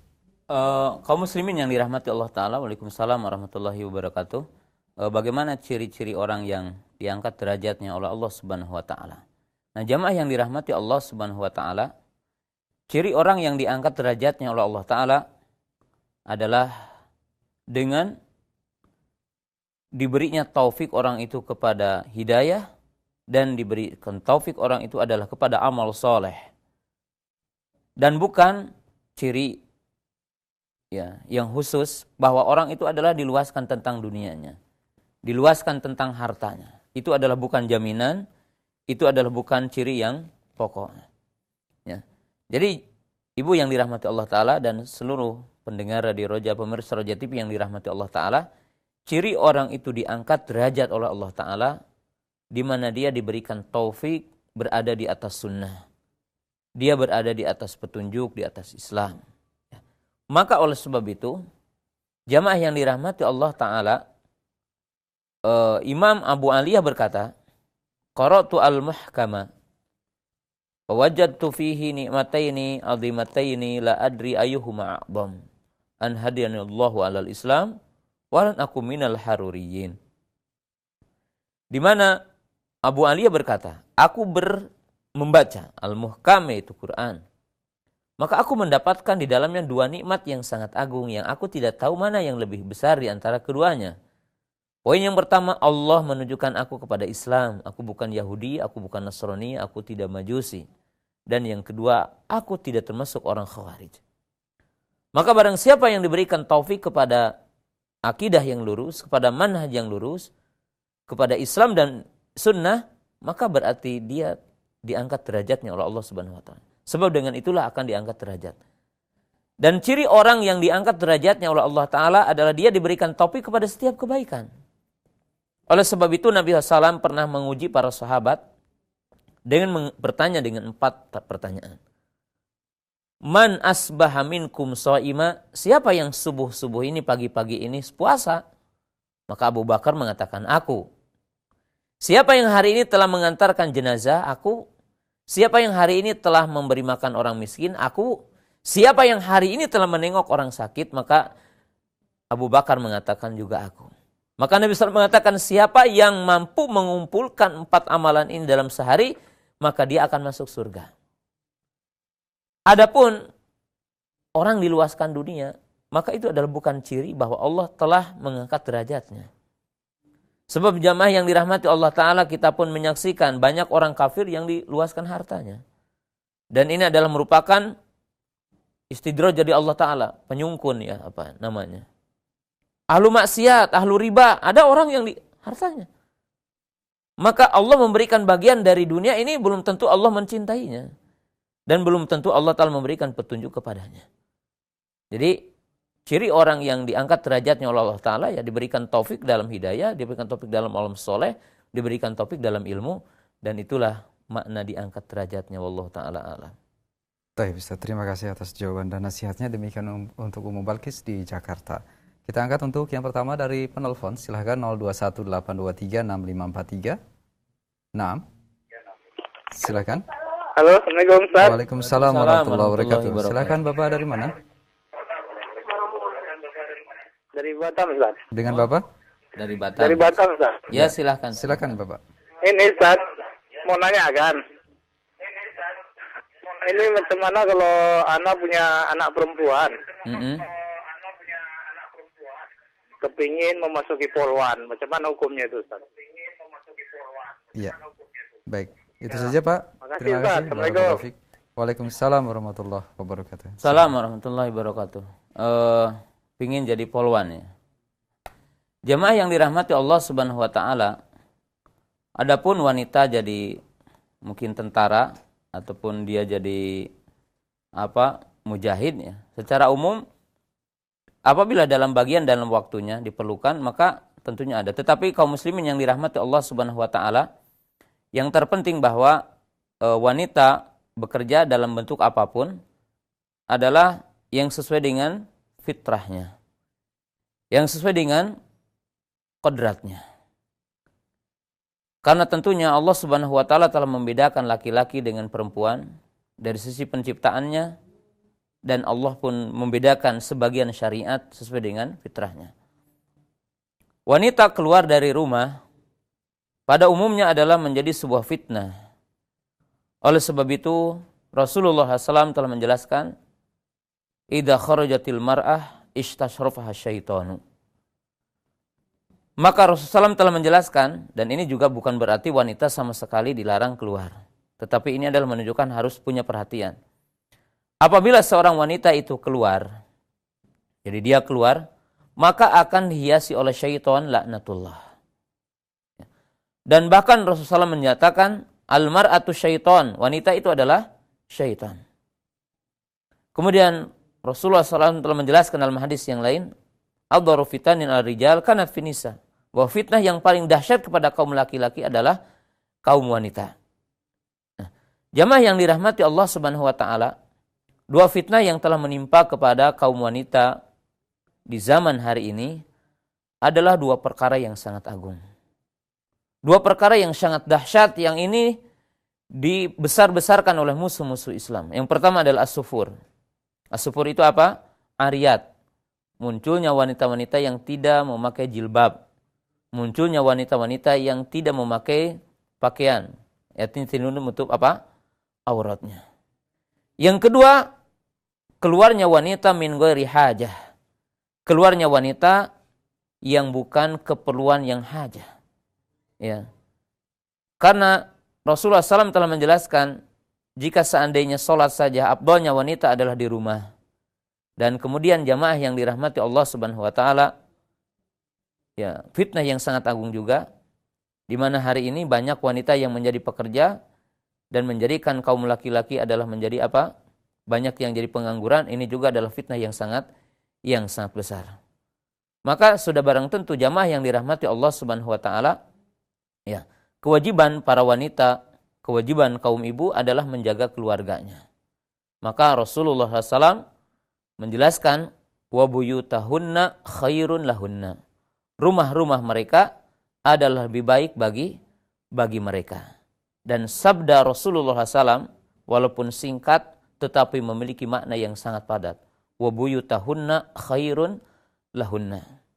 Menunjukkan bahwa kalau kita menimbang dan kita berpikir lebih panjang, sabda Nabi SAW mengatakan wa buyutahunna khairun lahunna.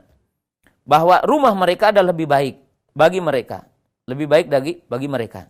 Dan kalau kita mencermati kata-kata wa buyutahunna khairun lahunna, maka di sini adalah menunjukkan lebih baik bagi mereka bagi dunianya ataupun akhiratnya, ataupun bagi negaranya, bagi bangsanya, bagi keturunannya, termasuk juga bagi apa?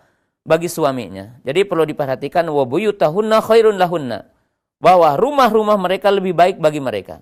Pertama, para ibu yang dirahmati Allah Ta'ala, kata-kata wa buyutahunna khairun lahunna ini menunjukkan bahwa keberadaan wanita lebih banyak di rumah lebih baik bagi mereka para wanita, bagi urusan akhiratnya ataupun urusan dunianya. Yang ketiga adalah bagi urusan suaminya. Karena jamaah yang dirahmati Allah Subhanahu wa taala, kerusakan hari ini berkaitan dengan perselingkuhan, perceraian dan sebagainya, hal itu ada disebabkan wanita banyak keluar dari rumahnya. Kemudian wa khairun aidan li auladihinna au banatihinna, dan itu juga menjadikan baik bagi keturunannya. Maka jamaah yang dirahmati Allah Subhanahu wa taala, kita lihat kenapa anak-anak kita hari ini lebih dekat kepada maksiat, lebih dekat kepada pintu-pintu kemaksiatan, lebih dekat kepada pintu-pintu keburukan, dan lebih sekarang mungkin dikatakan kenakalan remaja. Karena jamaah yang dirahmati Allah Ta'ala, anak-anak muda kita hari ini, pemuda-pemudi dan anak-anak kita tidak punya tempat kembali. Di mana ketika dia kembali dari sekolahnya, maka ibunya ada di luar, bapaknya ada di luar. Maka kembali ke rumahnya, ibunya pergi ketika anaknya dia masih tidur, dan dia datang ke anaknya udah tidur. Dan anak-anaknya adalah bersama siapa? Anak-anaknya adalah bersama pembantu-pembantunya. Kemudian jamaah yang dirahmati Allah Subhanahu wa taala, dan keberadaan wanita di rumahnya juga adalah baik bagi negara ini. Sekarang ihwatu iman yang dirahmati Allah Ta'ala, lihatlah bagaimana ketika wanita itu bekerja, ribuan kaum laki-laki ini adalah kehilangan kewajibannya. Dia sebagai suami yang harus memberikan nafkah kepada yang lainnya, mereka di PHK. Kemudian sekarang lebih banyak yang dikerjakan adalah wanita, adalah fitnah yang sangat besar sekali yang menimpa kepada kaum muslimin, menimpa kepada, bahkan bukan hanya kepada negara-negara Islam, tetapi juga kepada negara-negara kafir.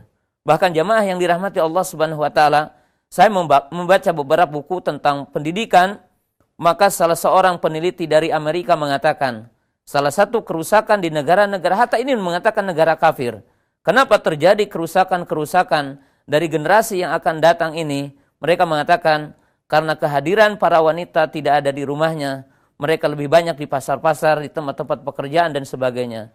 Jadi jamaah yang dirahmati Allah Subhanahu wa taala, semuanya adalah bukan berkaitan dengan pertanyaan yang tadi saja, akan tetapi inilah yang wajib diketahui oleh kaum muslimin hari ini. Wallahu taala a'lam. Baik Ustaz, terima kasih atas jawaban dan nasihatnya. Jazakallah khairan. Kita angkat pertanyaan dari pesan singkat Ustaz dari saudara Abdullah di Aceh yang bertanya, Assalamualaikum warahmatullahi wabarakatuh.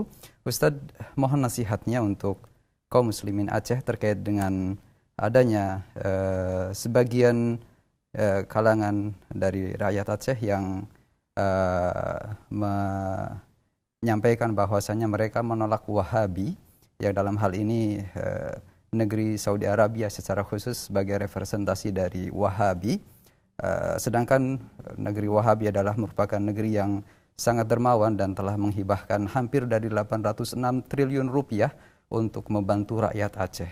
Mohon nasihat Ustaz terhadap fitnah yang terjadi agar kaum muslimin Aceh tidak terkotak-kotak atau tidak terpecah karena adanya ajakan untuk menolak Wahabi. Terima kasih Ustaz. Bismillah, kaum muslimin yang dirahmati Allah Ta'ala, dan ini mungkin pertanyaan terakhir ya. Ada beberapa poin yang ingin saya jelaskan tentang poin ini. Mungkin yang pertama, kaum muslimin di mana saja berada, bahwa setiap orang beriman akan diuji ya. Dan ini kita wajib mengetahui dengan penjelasan tadi saya telah sampaikan. Poin yang kedua, bahwa kita kaum muslimin di Indonesia, bahwa Allah Subhanahu wa taala telah berfirman dalam surat Al-Hujurat, "Innamal mu'minuna ikhwatun." Sesungguhnya mukmin dengan mukmin itu adalah saudara. Jadi mukmin dengan mukmin adalah saudara. Rasulullah sallallahu alaihi wasallam menjelaskan, al-mu'min ma'al mu'min kal bunyan. Al-mu'min ma'al mu'min kal jasadil wahid. Mukmin dengan mukmin adalah bagaikan satu tubuh. Mukmin dengan mukmin adalah bagaikan satu bangunan. Yasuddu ba'duhum ba'd. Yang dia itu adalah saling membantu, satu dengan yang lainnya. Kaum muslimin yang dirahmati Allah Subhanahu wa taala. Mukmin dengan mukmin adalah saudara. Kaum muslimin yang dirahmati Allah Subhanahu wa taala, bahwa kita diikat dengan nama Islam, kita diikat dengan nama iman. Ya. Dan Allah Subhanahu wa taala mengikat kita itu dengan kalimat tauhid. Maka jamaah yang dirahmati Allah Subhanahu wa taala, kita tidak boleh dipisahkan dengan warna kulit. Kita tidak boleh dipisahkan dengan bahasa. Kita tidak boleh dipisahkan dengan negara. Kita adalah hamba Allah Subhanahu wa taala. Kita adalah merupakan orang-orang beriman yang Allah taala memerintahkan kita untuk bersaudara. Bahkan perlu diketahui kaum muslimin yang dirahmati Allah Subhanahu wa taala di mana saja berada. Para ulama menjelaskan, perintah yang paling banyak setelah perintah tauhid adalah perintah untuk bersatu. Dan larangan yang paling banyak setelah larangan untuk melakukan kesyirikan adalah larangan untuk kita berpecah belah. Allah Subhanahu wa taala berfirman dalam surah Ali Imran, "Wa'tasimu bihablillahi jami'a wa la tafarraqu." Wa qala Allah Ta'ala, "Wa la takunu kalladzina tafarraqu wakhtalafu min ba'di ma ja'ahumul bayyinat." Berpegang teguhlah kepada tali Allah, kepada Al-Quran dan Sunnah, dan janganlah berpecah belah. Dan janganlah kalian seperti orang-orang yang berpecah belah, seperti Yahudi dan Nasrani. Setelah datang kepada mereka penjelasan, maka mereka ikhtilaf. Jamaah yang dirahmati Allah Subhanahu wa taala, inilah Allah Ta'ala memberitakan kita untuk bersatu. Kita diikat dengan nama iman, dengan nama Islam, dengan kalimat la ilaha illallah. Oleh sebab itu jamaah yang dirahmati Allah Subhanahu wa taala, ketika Rasulullah sallallahu alaihi wasallam akan meninggalkan kita semua, dan waktu itu beliau berada di Arafah bersama para sahabat yang tidak kurang dari 100.000 orang yang menunaikan ibadah haji. Maka Rasulullah sallallahu alaihi wasallam menekankan tentang persatuan kaum muslimin. Dan kita diikat dengan syiar-syiar yang sama, dengan kalimat tauhid. Tidaklah kita sekarang sedang dekat menunaikan ibadah haji, dan orang-orang menunaikan ibadah haji yang seluruh bahasa mereka menyebutkan kalimat labbaika Allahumma hajjan, labbaika Allahumma umratan, labbaika Allahumma labbaik, labbaika la syarika labbaik. Dan semuanya dengan kalimat yang sama. Kemudian jamaah yang dirahmati Allah Subhanahu wa taala, kita diikat dengan kalimat tauhid, dengan kalimat iman. Kemudian jamaah yang dirahmati Allah Subhanahu wa taala, kita diikat dengan Al-Qur'an dan Sunnah. Kita disatukan dengan Quran dan Sunnah. Dan Allah Subhanahu wa taala memerintahkan kita agar beragama dengan Al-Qur'an dan Sunnah. Dengan ijma para ulama kita, dengan kias yang telah dijelaskan oleh para ulama kita. Allah Ta'ala berfirman, "Ya ayyuhalladzina amanu atiiullaha wa atiiur rasul wa ulil amri minkum. Fa in tanaza'tum fi syai'in farudduhu ilallahi wa rasul." Kaum muslimin yang dirahmati Allah Ta'ala, agama kita diikat dengan adanya Quran, diikat dengan adanya hadis-hadis Nabi SAW, sunnah. Kemudian jamaah yang dirahmati Allah Subhanahu wa Ta'ala. Kemudian poin yang sangat penting yang saya ingin sampaikan, bahwa kalau terjadi perbedaan, ingat jamaah yang dirahmati Allah Ta'ala, perbedaan di antara ahlus sunnah di dalam masalah pemahaman-pemahaman itu telah terjadi dari dulu sampai sekarang, dari para sahabat, para tabi'in, para tabi'ut tabi'in. Maka hendaklah kita mengikuti jejak mereka.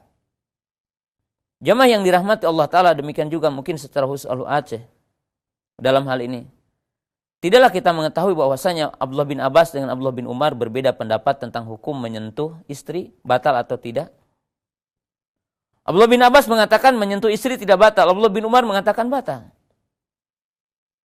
Imam yang 4 berbeda, Imam Syafi'i mengatakan menyentuh batal. Imam Ahmad mengatakan kalau menyentuhnya dengan syahwat batal, kalau tidak dengan syahwat tidak batal. Dan ulama sampai hari ini berbeda. Tapi pernahkah terjadi pertumpahan darah ataupun terjadi pertengkaran karena berbeda ini? Pernahkah Imam Syafi'i mencela Imam Ahmad atau Imam Ahmad mencela Imam Syafi'i karena berbeda? Bahkan para ulama kita berbeda dalam masalah besar. Tidaklah kita tahu Imam Syafi'i dengan Imam Ahmad berbeda. Tentang apa? Imam Syafi'i berkata orang yang meninggalkan sholat setelah mengimani tentang wajibnya tidak kafir. Imam Ahmad mengatakan kalau dia tidak sholat walaupun masih mengimani wajibnya maka dia kafir. Karena pembeda antara iman dengan kafir adalah sholat. Berbeda dalam masalah ini. Tapi pernahkah Imam Ahmad mengatakan dan menuntut setiap orang harus bermadhab dengannya? Dan yang tidak bermadhab dengannya berarti musuh saya? Demikian juga umpamanya Imam Syafi'i mengatakan siapa yang beda denganku, maka itu adalah musuhku. Kemudian para pengikutnya umpamanya yang bermadhab dengannya, Imam Nawawi umpamanya, Imam Ibnu Hajar, ya, ini adalah termasuk ulama Syafi'iyah. Dan di sana ada ulama Hanabilah seperti siapa? Imam Al-Mughni rahimahullahu taala. Yang di sana adalah imam, ya, seperti apa? Imam Ibnu Abil Bar umpamanya Malikiyah, minal Malikiyah. Pernahkah mereka bertengkar karena perbedaan dalam masalah fikih? Jamaah yang dirahmati Allah Subhanahu wa taala. Demikian juga sekarang berbeda, apakah menghadiahkan baca Quran atau sampai atau tidak? Dari dulu sampai sekarang berbeda pendapat di kalangan para ulama. Nah, jamaah yang dirahmati Allah Subhanahu wa taala, tetapi setiap di antara kita berpendapat dan kita beradab satu dengan yang lainnya, menghormati satu dengan yang lainnya, apabila ini adalah dalam perbedaan yang itu adalah para ulama kita berbeda. Lain kalau kita berbeda dengan masalah-masalah iman seperti orang Syiah menambah rukun Islam menjadi 6 umpamanya. Atau mengatakan tidak sah keimaman Abu Bakar dan Umar, ini lain, menyimpang. Tapi jamaah yang dirahmati Allah Subhanahu wa taala, ini adalah Ahlus Sunnah. Saudara satu dengan yang lainnya perbedaan masalah fikih. Perbedaan antara kunut dengan tidak kunut itu dari dulu sampai sekarang. Maka ini terjadi perbedaan dan mereka senantiasa menghormati satu dengan yang lainnya. Tidak pernah terjadi seperti itu. Kemudian poin yang sangat penting untuk jelaskan tentang Wahabi. Jamaah yang dirahmati Allah Subhanahu wa taala, apa sih Wahabi itu gitu? Jamaah yang dirahmati Allah taala, Wahabi itu tidak ada sebenarnya gitu. Karena Syekh Muhammad bin Abdul Wahab tidak pernah menuntut orang untuk bermadhab dengan madhabnya. Dan tentunya kalau semuanya adalah dinisbatkan, maka jamaah yang dirahmati Allah Ta'ala akan bingung umat Islam ini. Bukan hanya Syafi'i, Maliki, Hambali, Hanafi. Maka di situ ada Tsauri, ada Ibnu Uyainah, ada Imam Auza'i, ada Imam Bukhari, ada Imam Muslim. Ya. Kemudian mungkin juga kesininya nanti Imam Ibnu Taimiyah, Imam Ibnu Qayyim, Syekh Muhammad bin Abdul Wahab, Syekh Albani, dan para ulama yang lainnya. Nah, jamaah yang dirahmati Allah Subhanahu wa taala tidak ada yang berkaitan dengan istilah ini. Maka jamaah yang dirahmati Allah taala, istilah Wahabi, saya ingin menjelaskan dua sisi. Ada Wahabi yang dikenal dengan Abdullah bin Wahab, ini adalah tahun 200-an, itu adalah Khawarij. Itu adalah Khawarij yang menyimpang. Tetapi Syekh Muhammad bin Abdul Wahab yang ini adalah tahun 1414, maka ini adalah berkaitan dengan apa? Berkaitan dengan Syekh Muhammad bin Abdul Wahab rahimahullahu ta'ala. Yang beliau adalah ahli sunnah. Beliau adalah ahli sunnah. Bahkan jamaah yang dirahmati Allah ta'ala, orang yang dibukakan hatinya, bagaimana beliau itu menukil kalam Imam Syafi'i. Hatta dalam kitab yang dianggap sederhana, dianggap pendek adalah kitab Ushul Tsalatsa. Beliau mengatakan dalam kalimat yang pertama, i'lam rahimakallah, yajibu alaika anta alam arba'at masail. Wajib bagi kamu adalah untuk mengetahui 4 perkara. Apa? Ilmu, mengamalkan ilmu, mendakwahkan ilmu, kemudian sabar. Lalu beliau membawakan ayat wal asri innal insana lafi husrin. Lalu membawakan kalam Imam Bukhari dan membawakan kalam Imam Syafi'i rahimahullahu taala. Lihat, Syekh Muhammad bin Abdul Wahab rahimahullahu taala menyebutkan tentang masalah, lalu berdalil dengan Quran, lalu menggunakan syahid. Saksi bahwa pemahaman beliau itu telah disaksikan dengan ulama, yaitu Imam Syafi'i dengan Imam Bukhari rahimahullahu taala. Maka Imam Syekh Muhammad bin Abdul Wahab rahimahullahu taala adalah bukan seorang diri yang dia itu beragama dengan pemahamannya sendiri, dengan penemuan sendiri. Ketika beliau membawakan keutamaan surat Al-Asr, maka beliau membawakan riwayat dari Imam Syafi'i rahimahullahu taala. Itu sebuah kalimat, seandainya Allah tidak menurunkan ayat kepada umat ini kecuali dengan ayat ini surah Al-Asr, maka cukup bagi umat ini untuk mencari kebahagiaan. Jadi beliau menggunakan kalam Imam Syafi'i rahimahullahu taala. Maka beliau juga termasuk ulama yang sangat kuat pemahamannya dan pengetahuannya kepada kalam-kalam Imam Syafi'i rahimahullahu ta'ala. Kepada pendapat-pendapat Imam Syafi'i rahimahullahu ta'ala. Nah, kemudian jamaah yang dirahmati Allah subhanahu wa ta'ala.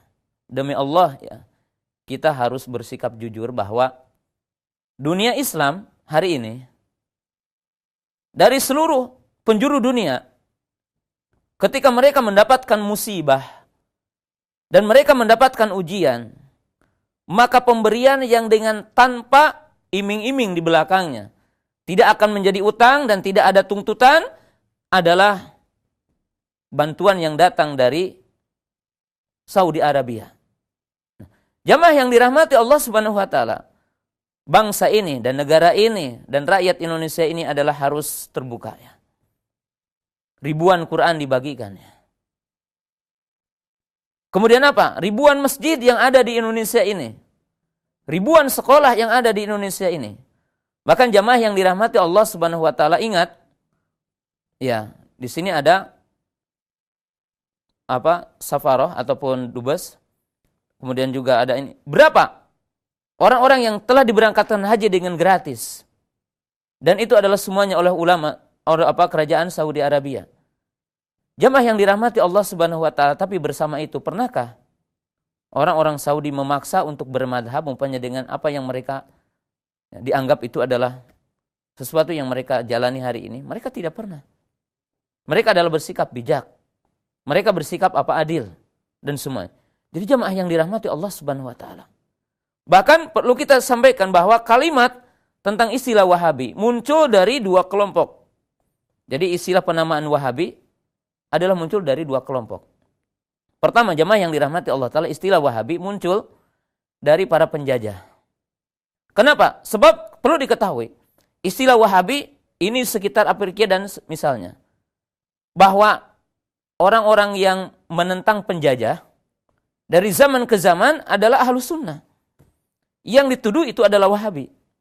Maka istilah Wahabi adalah untuk menjauhkan kaum muslimin agar tidak berjihad di jalan Allah Ta'ala. Jadi termasuk ketika Indonesia ini dijajah oleh Jepang, oleh dulu Belanda dan Jepang, Portugis dan yang lainnya. Dan termasuk ini di India dan Pakistan dan termasuk Afrika.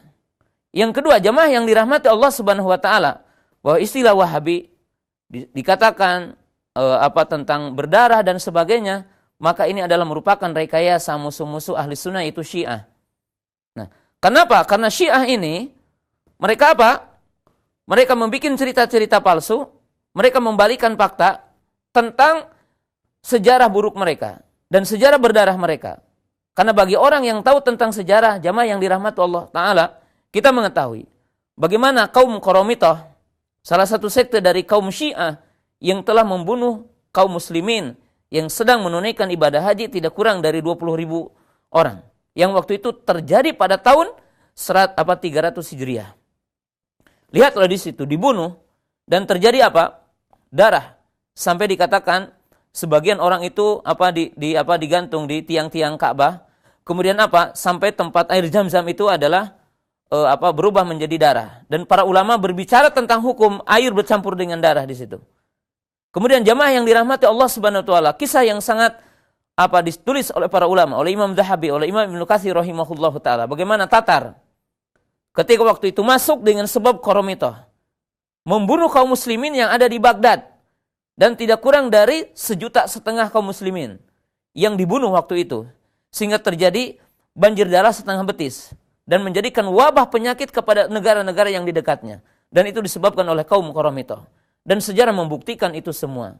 Dan sampai hari ini, dan wajib diketahui oleh para pemimpin kita juga hari ini, jamaah yang dirahmati Allah Subhanahu wa taala, kapan di situ ada orang Syiah, kapan di situ berkuasa, maka akan terjadi konflik di negara itu.